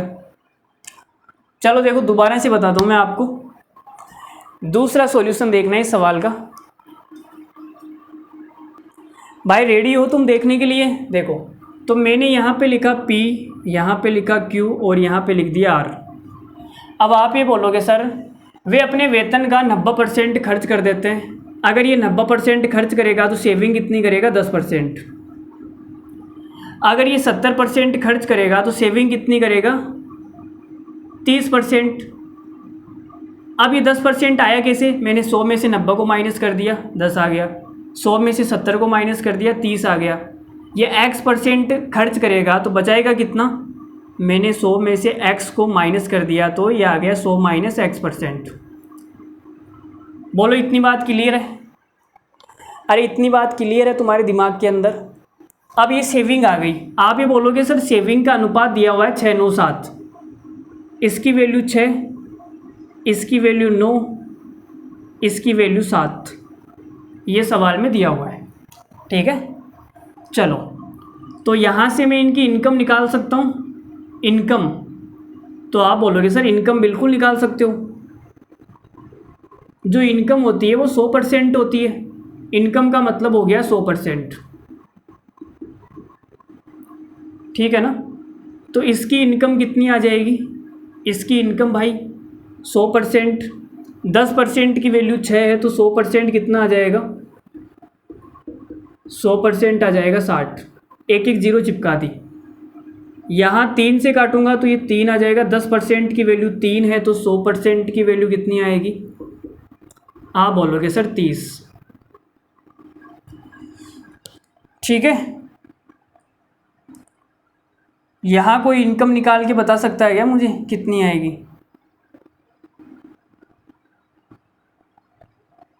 मुझे लग रहा है ऐसे तो बड़ा बेकार होगा यार सॉल्यूशन, बड़ा बेकार होगा ऐसे तो मुझे लग रहा है, ऐसी फीलिंग आ रही है। यहाँ से अगर मैं 1% निकालूंगा तो 1% आएगा 7/100 माइनस एक्स। 1% आ गया।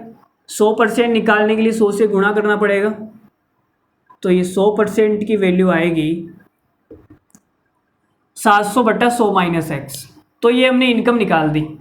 अब सवाल में बोला गया है, क्या बोला गया है देखो चेक करते हैं। ये बोला गया है कि आर की जो इनकम है, आर का जो वेतन है, आर की जो इनकम है वो इन तीनों की इनकम से 2/11 है, मतलब ये 11 है तो ये 2 रुपये कमाएगा। ये दिया हुआ है, ठीक है। अगर आर 2 रुपये कमाता है और ये तीनों 11 रुपये कमाते हैं, आर कितना कमाता है? 2, और ये तीनों कितने कमाते हैं? 11। तो भाई पी और क्यू कितने कमाएंगे? 9। बोलो भाई समझ में आई क्या बात? ठीक है, तो अनुपात ले लेते हैं, कोई दिक्कत नहीं है। देखो अनुपात निकाल देते हैं। क्या निकाल देते हैं? अनुपात। अनुपात निकालना आता है तुम्हें?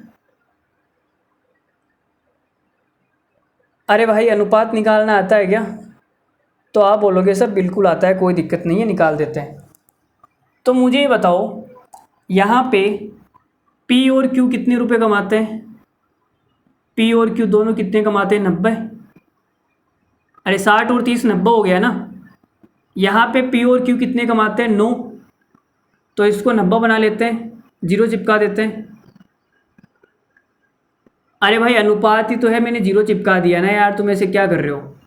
अगर ये तीनों 110 कमाते हैं, आर 20 कमाएगा, तो पी और क्यू 90 कमाएंगे ना। यहाँ पे 90 हो गया, यहाँ पर भी 90 हो गया। इसका मतलब आर कितना कमाएगा, आर 20 कमाएगा। आर 20 कमाएगा तो ये 20 के बराबर आ जाएगा। तो यहाँ से निकाल लो, अब देखो जीरो से जीरो कट गया, तो ये कितना आ जाएगा, ये आ जाएगा 70, बराबर में आ जाएगा 2 इंटू 100 माइनस एक्स। तो ये आ गया 70 बराबर 200 माइनस का 2x।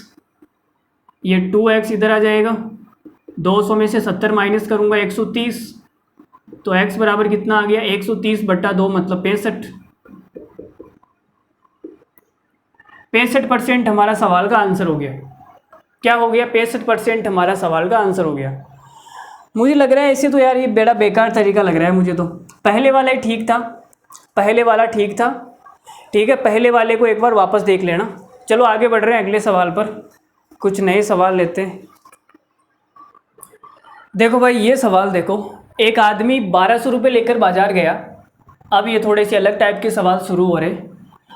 उसने 33.33% भाग सब्जी पर खर्च कर दिया। बचे हुए भाग का 2x% भोजन सामग्री पर खर्च कर दिया। बचे हुए भाग का 50% सिनेमा टिकट पर खर्च कर दिया। अंत में उसके पास 300 रुपये बच गए। तो 2x की वैल्यू बताओ जी कितनी आएगी, कितनी आएगी। सर अभी तो एक भी नहीं आई, एक आ जाए वही बहुत है।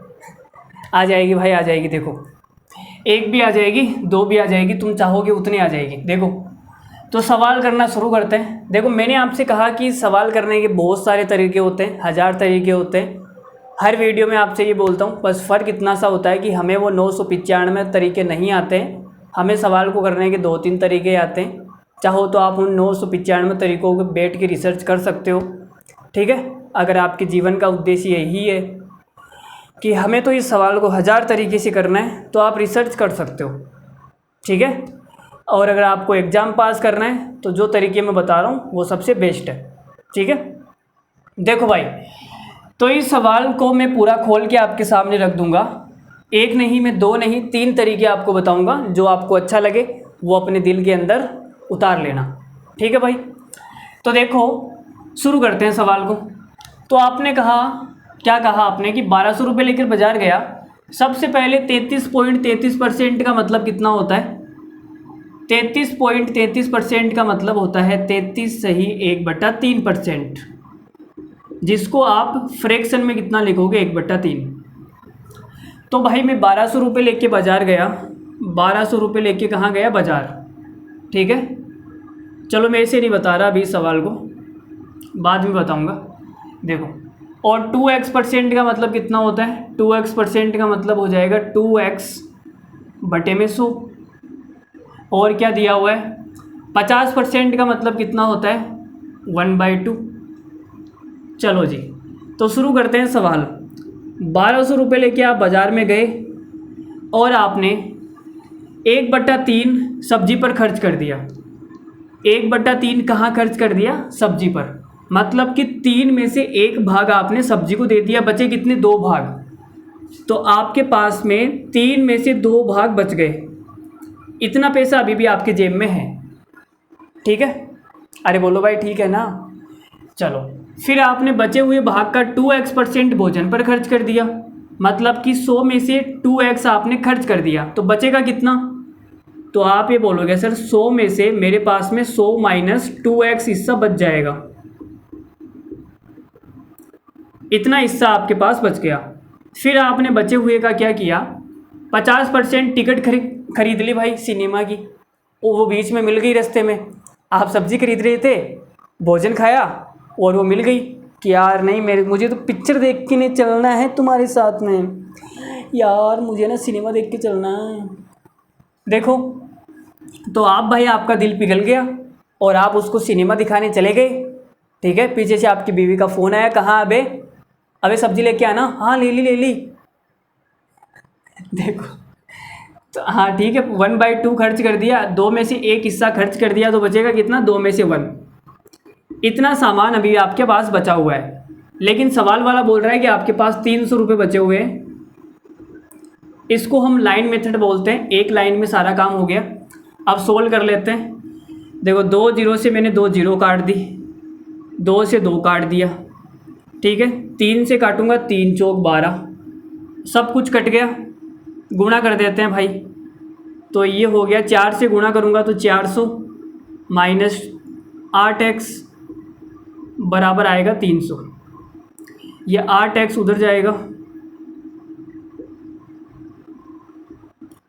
8x उधर जाएगा, ठीक है। तो ये कितना आ गया, 100 बटे में 8 बराबर x।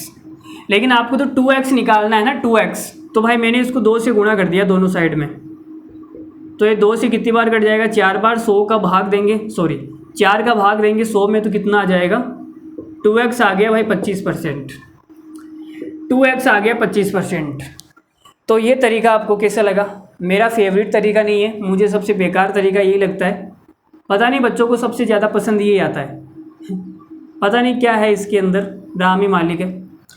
चलो देखो, मैं आपको अपना फेवरेट बताता हूँ। मेरा फेवरेट कौन सा है, देखो भाई इधर बोर्ड पे ध्यान दो। तो यहाँ पे देखो एक चीज़ है, जब भी आपके सामने ऐसा आए ना, एक आदमी इतने लेके गया, बचे हुए का इतना खर्च कर दिया, बचे हुए का इतना खर्च कर दिया, बचे हुए का इतना खर्च कर दिया, ऐसे जब भी सवाल आए ना तो वो क्या होते हैं, सक्सेसिव के सवाल होते हैं। क्या होते हैं, सक्सेसिव। अरे आपने प्रॉफिट एंड लॉस में सीखा होगा ना, सक्सेसिव क्या होता है, एक ही वैल्यू को बढ़ाया, फिर उसी वैल्यू को चेंज किया, फिर जो वैल्यू आई उसको चेंज किया, उसको हम क्या बोलते हैं, सक्सेसिव। प्रॉफिट एंड लॉस की वीडियो नहीं देखी है आपने मेरी? देखी है ना, मैंने उसमें सक्सेसिव का जिक्र किया था। चलो देखो, तो आपने कहा, क्या कहा, 1/3 खर्च कर दिया, तो आपने कहा 3 में से 1 खर्च कर दिया, तो बचेगा कितना, 2 आपके पास में बच जाएगा, ठीक है। फिर आपने 1/2 खर्च कर दिया, 2 में से 1 खर्च कर दिया, तो आपके पास में बचेगा कितना, 1 बचेगा। और इसका तो हमें पता नहीं है भाई ये कितना है, तो इसको मैं a/b मान लेता हूँ, कोई दिक्कत ही नहीं है। कुछ भी मान लो आप, कुछ भी मान सकते हो, या मान लो आप तो बस डब्बा बना लो यहाँ पे, ठीक है। इसका जो भी सीन है मैंने इस डब्बे में डाल दिया। भाई मुझे पता तो है नहीं, मुझे तो निकालना है ना। चलो, अब आपने कहा आप 1200 रुपये लेके गए थे मार्केट में, 1200 रुपये लेके गए थे, लास्ट में आपके पास बचे कितने, 300। तो अनुपात कितना आ जाएगा, अनुपात आ जाएगा 4:1। अब इन तीनों को गुणा करने पे मेरे पास में ये आएगा, इन तीनों को गुणा करने पे मेरे पास में ये आएगा। चाहो तो यहाँ पे ए और बी मान सकते हो, अभी तुम्हें कन्फ्यूजन हो जाएगा, ठीक है। तो इन तीनों को गुणा करने पे ये आएगा, तो गुणा कर देते हैं। देखो 2 से 2 तो कट गया, 3 को a से गुणा करूँगा तो ये हो जाएगा 3a, और 1 को b से गुणा करूँगा तो ये हो जाएगा b। तो अनुपात निकालना है, अनुपात तो यही होता है, अनुपात का मतलब बट्टा, 3a/b। और ये कितना आ रहा है, 4/1, ये आ रहा है 4/1। तो ये 3 नीचे चला जाएगा, तो a/b कितना आ गया भाई, इस 3 को उठा के मैंने नीचे डाल दिया, तो ये 4/3 आ गया, ठीक है। तो अनुपात कितना आ गया, अनुपात आ गया 4:3। तो भाई 4 में से आपने 1 खर्च कर दिया, 4 में से आपने 1 खर्च कर दिया, 3 बचेगा। 4 में से 1 खर्च कर दिया तो आपने कितना खर्च कर दिया, 25%। तो ये जो 2x है ना, ये कितना है, 25%। बोलो ये कैसा लगा, ये कैसा लगा? सर ये बढ़िया है, ये क्या है, बढ़िया। लेकिन ये तभी लगेगा जब बचे हुए का, जब सक्सेसिव की बात हो ना, बचे हुए का इतना खर्च कर दिया, फिर बचे हुए का इतना खर्च कर दिया, फिर बचे हुए का इतना खर्च कर दिया, तब ये लगेगा। समझ गए होंगे? चलो अब देखो नॉर्मल तरीका क्या हो सकता है, इस पे बात कर लेते हैं। जैसे परसेंटेज में क्या होता है कि परसेंटेज में मैंने पहले 2x% खर्च किया, 2x% के बाद में मैंने 50% खर्च किया, तो क्रम का कोई फ़र्क नहीं पड़ता है, क्रम का परसेंटेज में कोई फ़र्क नहीं पड़ता है। समझ रहे हो ना? क्रम का फ़र्क क्यों नहीं पड़ता है? क्योंकि परसेंटेज में 100 में से बात होती है भाई, जो भी चीज़ होती है वो 100 में से होती है। कहाँ होती है? 100 में से, तो कोई फ़र्क नहीं पड़ेगा। तो मैंने कहा भाई 1200 रुपये लेके गया और 1200 में से तूने 1/3 खर्च कर दिया, तो 1200 का 1/3 मतलब 400 तूने खर्च कर दिया, तो बचेगा कितना? 800 बच गया। अब 800 में से तू बोल रहा है मैंने 2x% खर्च कर दिया, लेकिन मैं इसको बाद में लिखूंगा, मैंने पहले 50% वाला लगा दिया, तो 800 में से मैं 50% खर्च करूंगा, मतलब मैंने 400 खर्च कर दिया, बचेगा कितना? 400। अब 400 में से मैंने 2x% खर्च कर दिया, तो बचेगा कितना? सवाल में बोला है 300। ठीक है, 400 में से मैंने कितना खर्च किया? तो आप बोलोगे सर आपने खर्च तो 100 ही किया है ना। 400 में से 100 खर्च करूंगा तभी तो 300 बचेगा। तो 400 का कितना परसेंट होता है? मैंने 100 खर्च कर दिया 400 में से, तो प्रतिशत निकालने के लिए 100 से गुणा कर दो, कितना आ गया? 25%, और यही मेरा 2x हो जाएगा। तो यहाँ पे क्रम का कोई फ़र्क नहीं पड़ेगा, मैंने 2x की जगह 50 लगा दिया, 50 की जगह 2x लगा दिया, सीक्वेंस का कोई फ़र्क नहीं पड़ेगा परसेंटेज में। क्या बोल रहा हूँ? परसेंटेज में। ठीक है, अगर यहाँ पे वैल्यू की बात होती ना, वैल्यू की, तो फ़र्क पड़ता, लेकिन परसेंटेज में कोई फ़र्क नहीं पड़ेगा। अगर सवाल में ये पूछता ना कि 2x% कितने रुपये के बराबर है, तो सवाल में फ़र्क पड़ता। 2x% 100 रुपये के बराबर नहीं है, यहाँ तो 100 रुपये के बराबर आ रहा है, क्योंकि हमें परसेंटेज निकालना है। परसेंटेज में ओरिजिनल डेटा मायने नहीं रखते। क्लियर है क्या बातें? ये थोड़ी सी डीप बातें हैं, आपको कम समझ में आ रही होगी। क्या करूँ यार, मैं कैसे समझाऊँ तुम्हें। चलो अगला सवाल फेंकता हूँ मैं तुम्हारे सामने, देखो अगला सवाल फेंक रहा हूँ। देखो जी भाई, एक और खूबसूरत सवाल आपके सामने हमने प्रस्तुत कर दिया है। देखो जी, शुरू करते हैं, मज़ा आएगा इस सवाल में। इस सवाल का जो भी आंसर बताएगा उसको मेरी तरफ से उसकी शादी में उसको डांस करवाने के लिए उसका फ़ोन में लगवा के आपको इनविटेशन दिला दूंगा, इतनी मेरी गारंटी। सर हम उसकी शादी में डांस करके क्या करेंगे? तो मेरी शादी में आओगे डांस करने? चलो मेरी शादी में सबको बुलाएंगे, ठीक है, जो जो आना चाहेगा सबको बुलाएंगे, पूरे यूट्यूब को बुलाएंगे, पूरे यूट्यूब को इनविटेशन देगा भाई। देखो शुरू करते हैं सवाल, पढ़ के सुना देता हूँ पहले मैं। एक आदमी जी ने, आदमी जी व्हाट, इसमें भी कितनी इज्जत दे रहा है भाई, देखो सवाल वाला भी कितनी इज्जत दे रहा है, आदमी जी। ओहो, जैसे तो इसकी वो लग रही है ये, आदमी जी। ओ जी, हाँ जी, सुनते हो जी, कहाँ हो जी? जी बड़ा आया जी वाला। एक आदमी जी, मासिक आय 9,000 रुपये है, आदमी की कर लो इसको, आदमी की कर लो, आदमी की मासिक आय, ठीक है, 9,000 रुपये है। वह अपनी आय का 40% भाग खाने पर, बचे हुए भाग का x% घर किराया में तथा बचे हुए भाग का 25% यातायात में। यदि उसके पास 900 रुपये की बचत होती है तो घर किराया ज्ञात करे, घर किराया ज्ञात करे। अब इसमें किराया निकालना है, समझ रहे हो ना मेरी बात को? क्या निकालना है? किराया, ठीक है। देखो तो आपने कहा निकाल देते हैं किराया। 9,000 रुपये है भाई, 9,000 रुपये है, ठीक है। ये पहला तरीका मैं आपको डिस्कस कर रहा हूँ। 9,000 रुपये है, 40% खर्च कर दिया इसने। 40% क्या कर दिया? खर्च। 40% का मतलब होता है 2/5। x% का मतलब होता है x/100, और क्या है? 25% का मतलब होता है 1/4, ठीक है। अगर 5 में से 2 खर्च कर दिया तो बचाएगा कितना? 5 में से 3। x% खर्च कर दिया बचे हुए का, तो 100 में से x खर्च कर दिया तो बचेगा कितना भाई? 100 - x बटे में 100।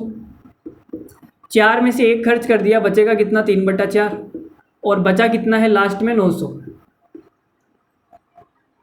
बचा कितना है लास्ट में? 900, ठीक है। चलो निकालते हैं। 900 बचा हुआ है भाई के पास में अभी भी। तो आपने कहा देखो काट देते हैं, 0 से 0 कट गया, और कुछ कटेगा, देखो 9 0 से 9 0 कट गया,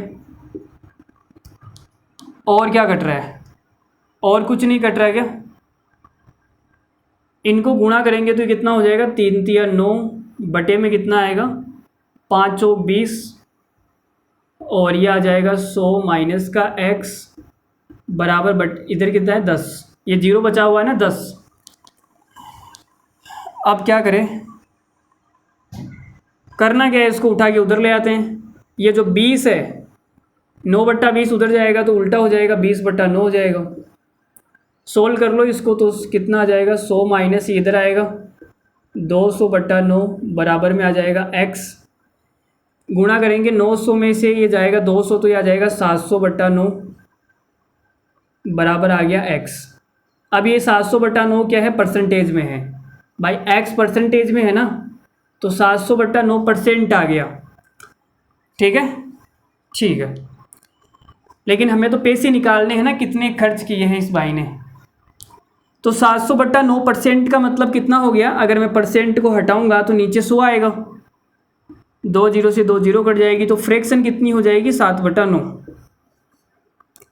चलो, तो आपने कहा सर 9,000 रुपये लेके गया था, 9,000 रुपये लेके गया था, 9,000 में से 40% खर्च कर दिया, 40% खर्च कर दिया, तो बचेगा कितना, 40% कितना हो जाएगा इसका, 9 चौक 36, 3600 हो गया है ना, 3600 इसने खर्च कर दिया, तो बचेगा कितना? अरे बोलो भाई बचेगा कितना यार, मतलब जाएगा तो कितना आ जाएगा, 40 50 5400 आ जाएगा है ना, 5400। अब 5400 में से 7/9 कहाँ खर्च करेगा ये, घर के किराया में। तो भाई 5400 का 7/9 निकाल लो, कितना आ रहा है, देखो 9 से कट जाएगा, 9 पंजे 45, 9 छिंग 54, 600, 600 को 7 से गुणा करूँगा, 7 छिंग 4200 रुपये। तो 4200 रुपये कहाँ खर्च करेगा ये, घर के किराए पर। अब यहाँ पे देखो सीक्वेंस का फ़र्क पड़ेगा, क्यों पड़ेगा, क्योंकि इसमें वैल्यू पूछी है 4200 रुपये। अगर ये परसेंटेज पूछता ना तो फ़र्क नहीं पड़ता, लेकिन इसने वैल्यू पूछी है तो यहाँ सीक्वेंस का फ़र्क पड़ेगा। ठीक है ना, तो भाई हमने सीक्वेंस से किया है, पहले 40 लगाया, फिर ये लगाया 7/9, 42, तो आंसर आ गया। कर लोगे ना ऐसे, अरे बोलो भाई कर लोगे। चलो इसका गजब तरीका बताऊं क्या मैं आपको, एक भयंकर वाला तरीका बताऊं, मज़ा आ जाएगा उसमें। क्या आ जाएगा, मज़ा। अरे बोलो मज़ा काट दे क्या। चलो भयंकर वाला तरीका बताता हूँ, देखना। कुछ हम ऊपर से चलेंगे, कुछ हम नीचे से चलेंगे, और बीच में आके कहीं मिल जाएंगे। कुछ हमने ऊपर से शुरू किया, कुछ हमने नीचे से शुरू किया, और बीच में आकर मिल जाएंगे। नहीं समझ में आई? अब ये तरीका बताऊंगा ना तब समझ में आएगा। ठीक है, आग इधर भी है, आग उधर भी है, समझ रहे हो? आग इधर भी है, आग उधर भी है। तुम उधर से रिक्शे में बैठ के आ जाओ, मैं इधर से टेम्पो में बैठ के आ रहा हूँ। ठीक है, दोनों बीच में कहीं मिल जाएंगे। वाह जी वाह, क्या हुआ, क्या शायरी है, क्या शायरी, मज़ा आ गया सर। देखो भाई गजब का तरीका क्या है, देखना भाई। मैं आपसे क्या बोलना चाह रहा हूँ, मैंने कहा कि मेरे पास में 9,000 रुपये है, मेरे पास में 9,000 रुपये है, और 9,000 में से मैंने 40% खर्च कर दिया। 9,000 में से मैंने 40% खर्च कर दिया, तो ये कितना हो जाएगा, 3600 रुपये। भाई 9,000 का 40% कितना होता है, 3600। तो 3600 खर्च कर दिया तो बचेगा कितना, 5400। ठीक है, अब 5400 के बाद में जो मामला है वो मामला कुछ अलग है, x% का मामला है। ठीक है, क्या है, x% का मामला। यहाँ से यहाँ तक का जो सीन है वो x% का है। फिर इसने क्या बोला, फिर इसने बोला कि मैंने 25% खर्च किया भाई यात्रा पे, और लास्ट में 900 रुपये बच गए। मेरे पास में लास्ट में 900 रुपये बच गए। यहाँ मेरे पास में लास्ट में 900 रुपये बच गए। 900 रुपये कब बच गए, जब मैंने 25% खर्च कर दिया। 25% खर्च करने के बाद में 900 रुपये बच गए। तो अगर मैं आपसे पूछूं 25% खर्च करने से पहले आपके पास में कितने रुपए थे, तो आप बोलोगे सर 25% का मतलब हो गया 1/4, मतलब 4 में से 1 खर्च कर दिया तो 3 बचेगा। 4 में से 1 खर्च कर दिया तो बचेगा कितना, 3। और आप बोल रहे हो कि 900 रुपये बच गया, तो 3 की वैल्यू 900 है, तो 1 की वैल्यू कितनी आ जाएगी, 1 की वैल्यू आ जाएगी 300। अगर 1 की वैल्यू 300 आ गई तो भाई 4 की वैल्यू कितनी आ जाएगी, 1200। 4 की वैल्यू आ गई 1200। तो आप मुझे ये बताओ कि 5400 रुपये उस भाई के पास में बचे थे, और मकान का किराया देने के बाद में ये जो सीन है वो किराया का है। किराया देने के बाद में उस भाई के पास में 1200 रुपये बचे, ठीक है। तो आपने कितना किराया दे दिया, तो आप ये बोलोगे सर 5400 में से माइनस कर लो ना 1200, तो ये 0 0 2 4 4200 रुपये आपने किराया दे दिया। देखो कितना गजब का तरीका मैंने बताया, कितना गजब का। ना तो इसमें x% निकालने की ज़रूरत है, x की वैल्यू निकालने की ज़रूरत ही नहीं है, फिर भी हमारा आंसर आ गया यार। कुछ हम इधर से चले ऊपर से, कुछ हम नीचे से चले, और बीच में हमारा आंसर आ गया। कितना गजब का तरीका हमने बताया। कोई नहीं बताएगा भाई ये तरीके सीख लो, तुम सीख लो। जब तक ये तरीके नहीं सीखोगे ना तब तक मज़ा नहीं आना है। चलो अगला सवाल फेंकता हूँ मैं, 1-2 सवाल और कर लेते हैं और दी एंड करते हैं। चलो भाई सवाल नंबर 15 देखो जी। ये सवाल देख लो भाई। ये जो सवाल है मुझे लगता है कि ये सवाल सक्सेसिव से आसान पड़ेगा। अगर आप इसमें सक्सेसिव लगाएंगे तो ये आसान पड़ेगा, बाकी तो आप किसी भी तरीके से कर सकते हैं, कोई दिक्कत नहीं है। मैंने आपको बहुत सारे तरीके बता दिए। एक आदमी अपनी आय का 14.28% खाने पर खर्च करता है। भाई इसका मतलब कितना होता है, इसका मतलब होता है 14 सही 2/7%, जिसको आप 1/7 फ्रैक्शन में लिखते हैं। और 20% का मतलब कितना होता है, 1/5। 16.66% का मतलब कितना होता है, 16 सही 2/3%, जिसको 1/6 लिखा जा सकता है। तो भाई इसने खाने पर खर्च कर दिया, 7 में से 1 खर्च कर दिया तो बचेगा कितना, 6 रुपये बच जाएंगे, ठीक है। 7 में से 1 खर्च कर दिया तो बचेगा कितना, 6। फिर इसने 20% यात्रा पर खर्च कर दिया, 5 में से 1 खर्च करेगा तो बचेगा कितना, 4। और फिर इसने बचे हुए का 16.66% मनोरंजन पर खर्च कर दिया। लो भाई मनोरंजन भी कर रहा है, उसके साथ घूमने जा रहा है, खेलने जा रहा है, कूदने जा रहा है, तो भाई खर्चा तो लगेगा 1/6। तो 6 में से 1 खर्च कर दिया तो बचाएगा कितना, 5। तो टोटल इसने कितना बचाया है, तो आप बोलोगे 5 से तो 5 कट गया और 6 से 6 कट गया, तो 7 रुपये इसकी जेब में थे, 4 रुपये इसके पास में बच गए। तो इसने खर्च कितने कर दिए भाई, 3 रुपये खर्च कर दिए। लेकिन सवाल वाला बोल रहा है कि 1800 रुपये खर्च कर दिए। 3 की वैल्यू 1800 रुपये है, तो 1 की वैल्यू कितनी आ जाएगी, 600। हमें निकालना क्या है, टोटल इनकम निकालनी है, 7 की वैल्यू निकालनी है। तो 600 से गुणा कर देते हैं, 7×5 4200 रुपये। इस भाई की जो इनकम है वो 4200 रुपये है। तो सक्सेसिव से आसान पड़ेगा, अगर आप इसमें सक्सेसिव लगाएंगे तो ये आसान पड़ेगा, ठीक है। चलो आगे बढ़ते हैं, एक सवाल और ले लेते हैं। आज की क्लास का खूबसूरत और आखिरी और अंतिम सवाल आपके सामने, आपके चरणों में डाल देता हूँ मैं। देखो लो भाई, सवाल नंबर 16, बहुत ही खूबसूरत सवाल हमने आपको दिया है।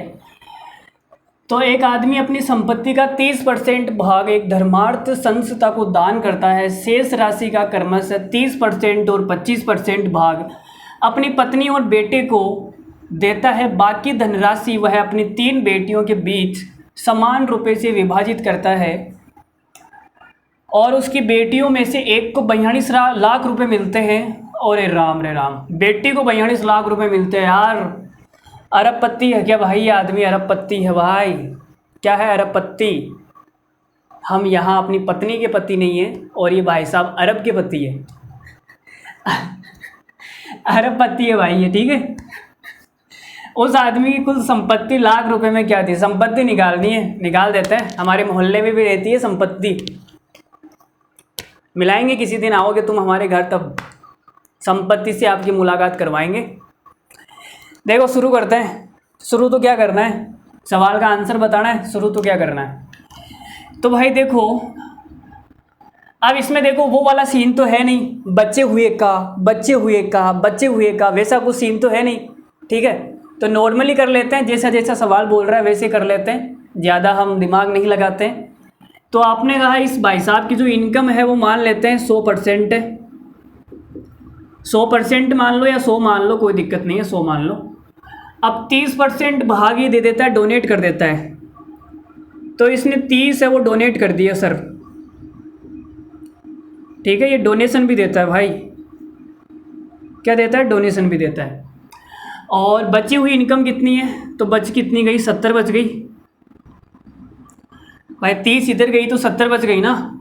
शेष राशि का 30%। अब 70 का जो 30% है वो किसको देगा, ये पत्नी को देगा, ये अपनी वाइफ को देगा, वाइफ के लिए गिफ्ट है। 25% भाग अपने बेटे को देगा, 25% भाई बेटे को देगा।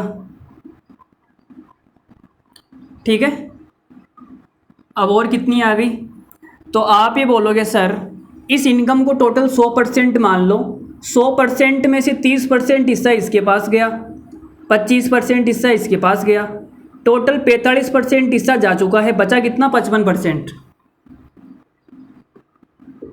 तो भाई 70 का 55% बच गया, क्या बच गया, यहाँ लिख देता हूँ मैं, 70 का 55% जो हिस्सा है वो अभी भी बचा हुआ है। और ये जो हिस्सा है 3 बेटियों में बांटेगा, 3 बेटियां हैं, तो एक बेटी को कितना मिलेगा, 3 से डिवाइड कर दिया भाई मैंने। बोलो सही बात है या नहीं यार, क्या कर रहे हो ऐसे, सही बात है ना। हाँ, तो मैंने इसको 3 से डिवाइड कर दिया, एक बेटी को इतना मिलेगा। लेकिन सवाल में बोल रहा है भाई नहीं, एक बेटी को इतना मिलेगा 42 लाख, इसकी जो वैल्यू है वो 42 लाख है, 42 लाख। ठीक है, तो काट देते हैं, लो भाई काट देते हैं। किससे, ये 3 उधर चला जाएगा, इस 3 को मैं उधर भेज देता हूँ, ये 3 जो है इधर आ जाएगा, 42 × 3 हो जाएगा। ठीक है, 3 को मैंने उधर ट्रांसफ़र कर दिया, कोई दिक्कत नहीं है। और का मतलब होता है गुणा, परसेंट को हटाऊंगा तो नीचे आएगा 100, 0 से 0 गया, 7 से काटूंगा 7 × 42, तो ये कितना आ रहा है देखो, 55/10 हो गया। तो ये आ गया 55/10, इसकी वैल्यू आ गई 6×18। और कुछ कट रहा है क्या, हमें निकालना क्या है वो देख लो ना। कुल संपत्ति कितनी है, तो हमें 100 की वैल्यू निकालनी है। हमें क्या निकालनी है, 100 की वैल्यू। ठीक है, तो 100 की वैल्यू कैसे निकलेगी, तो आपने कहा मुझे लग रहा है यार बड़ा गड़बड़ हो रहा है ये तो मामला, आ जाएगा क्या इससे आंसर। अरे बोलो भाई आंसर आ जाएगा, कहीं गड़बड़ तो नहीं की, मुझे लग रहा है पॉइंट में आएगा, चक्कर पड़ रहा है ना। अरे क्या आएगा, पॉइंटों में आएगा, दिक्कत हो रही है भाई, क्या हो रही है दिक्कत, मुझे लग रहा है आंसर पॉइंटों में आएगा, तकलीफ़ हो रही है। क्या करूं यार फिर मैं, तुम ही बताओ। पॉइंट में तो नहीं आ रहा, कोई भी ऑप्शन पॉइंट में नहीं है। चलो एक बार सोल्व करते हैं, क्या पता आ जाए। तो 1 की वैल्यू कितनी आएगी, ये 10 उधर जाएगा और ये 55 नीचे आ जाएगा। हमें निकालनी है 100 की वैल्यू, तो 100 से गुणा कर लेते हैं, 2 0 चिपका देते हैं। अब अगर मैं इसको 5 से काटूंगा तो ये 1000 जो है 5 से कितनी बार कटेगा, 200 बार। और ये 5 से कितनी बार कटेगा, 11 बार। अब ये 11 से डिवाइड नहीं हो रहा ना यार, तकलीफ यही आ रही है कि 11 से डिवाइड नहीं हो रहा, 11 से डिवाइड नहीं हो रहा, बस दिक्कत यही आ रही है। सवाल सही तो किया है ना हमने भाई। 30% भाग यहाँ दे दिया, बचा कितना, 70। 70 में से 30% इसको दे रहा है, 25 इसको दे रहा है, 30 और 25 कितना हो गया। ओ सीट यार, हमने गड़बड़ कर दी ना यार, तुमसे बोला नहीं जा रहा कि हम यहाँ गड़बड़ कर रहे हैं, तुम यार मतलब तभी मैं सोच रहा हूँ यार इसका आंसर है तो नहीं आना चाहिए, गड़बड़ हो रही है मामला भाई। 30 और 25 कितना होता है, कितना होता है, 55 होता है ना। अरे बोलो भाई 55 होता है, तो 55% तो मैंने यहाँ दे दिया, टोटल है 100%, तो बचा कितना, 45% बचेगा ना यार। 55% इधर आ गया तो बचा कितना, 45% बचेगा ना ये। तो 70 का 45% आएगा, 55 थोड़ी आएगा, 45% आएगा। ठीक है, 55 की जगह 45 कर लो। जब 5 से काटूंगा तो 9 बचेगा। अब ठीक है, अरे बोलो भाई अब ठीक है। तो 9 से काट देते हैं, 9 से कितनी बार घटेगा, 9 दूनी 18। तो ये कितना आ गया भाई, 100 की वैल्यू कितनी आ गई, 2 दूनी 4 मतलब 400 लाख। 400 लाख इसकी संपत्ति है। हो गया ना यार, लल्लू ही सवाल था, हमने यहाँ गलती कर दी थी थोड़ी सी, उसके लिए sorry, I am really really sorry. ठीक है, 100 की वैल्यू कितनी आ गई, 400 लाख। हो गया हमारा सवाल। 400 लाख की संपत्ति है इस भाई के पास। कितनी संपत्ति है, 400 लाख। गिन के बताओ कितने जीरो आएंगे, कमेंट बॉक्स में बताना 400 लाख में जीरो कितनी आएगी।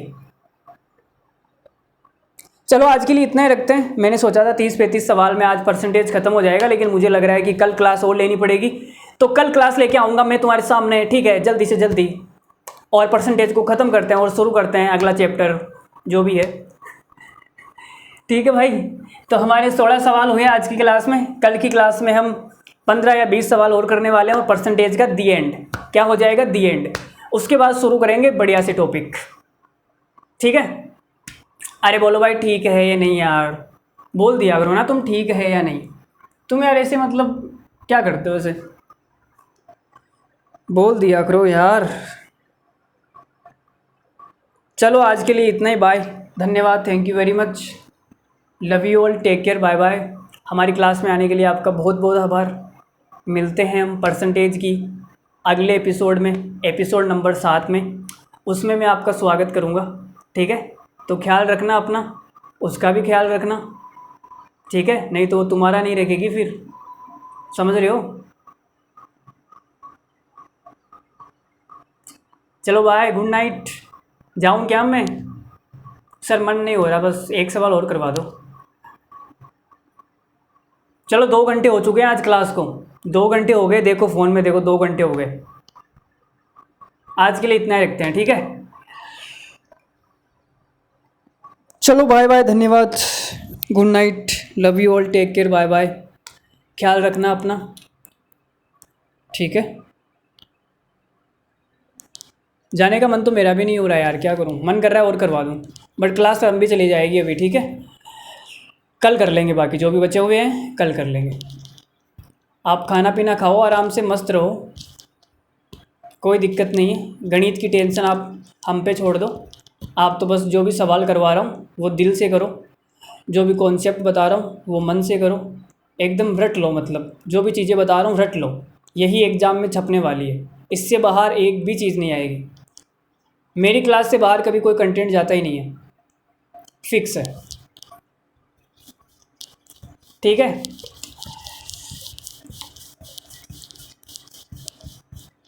चलो बाय।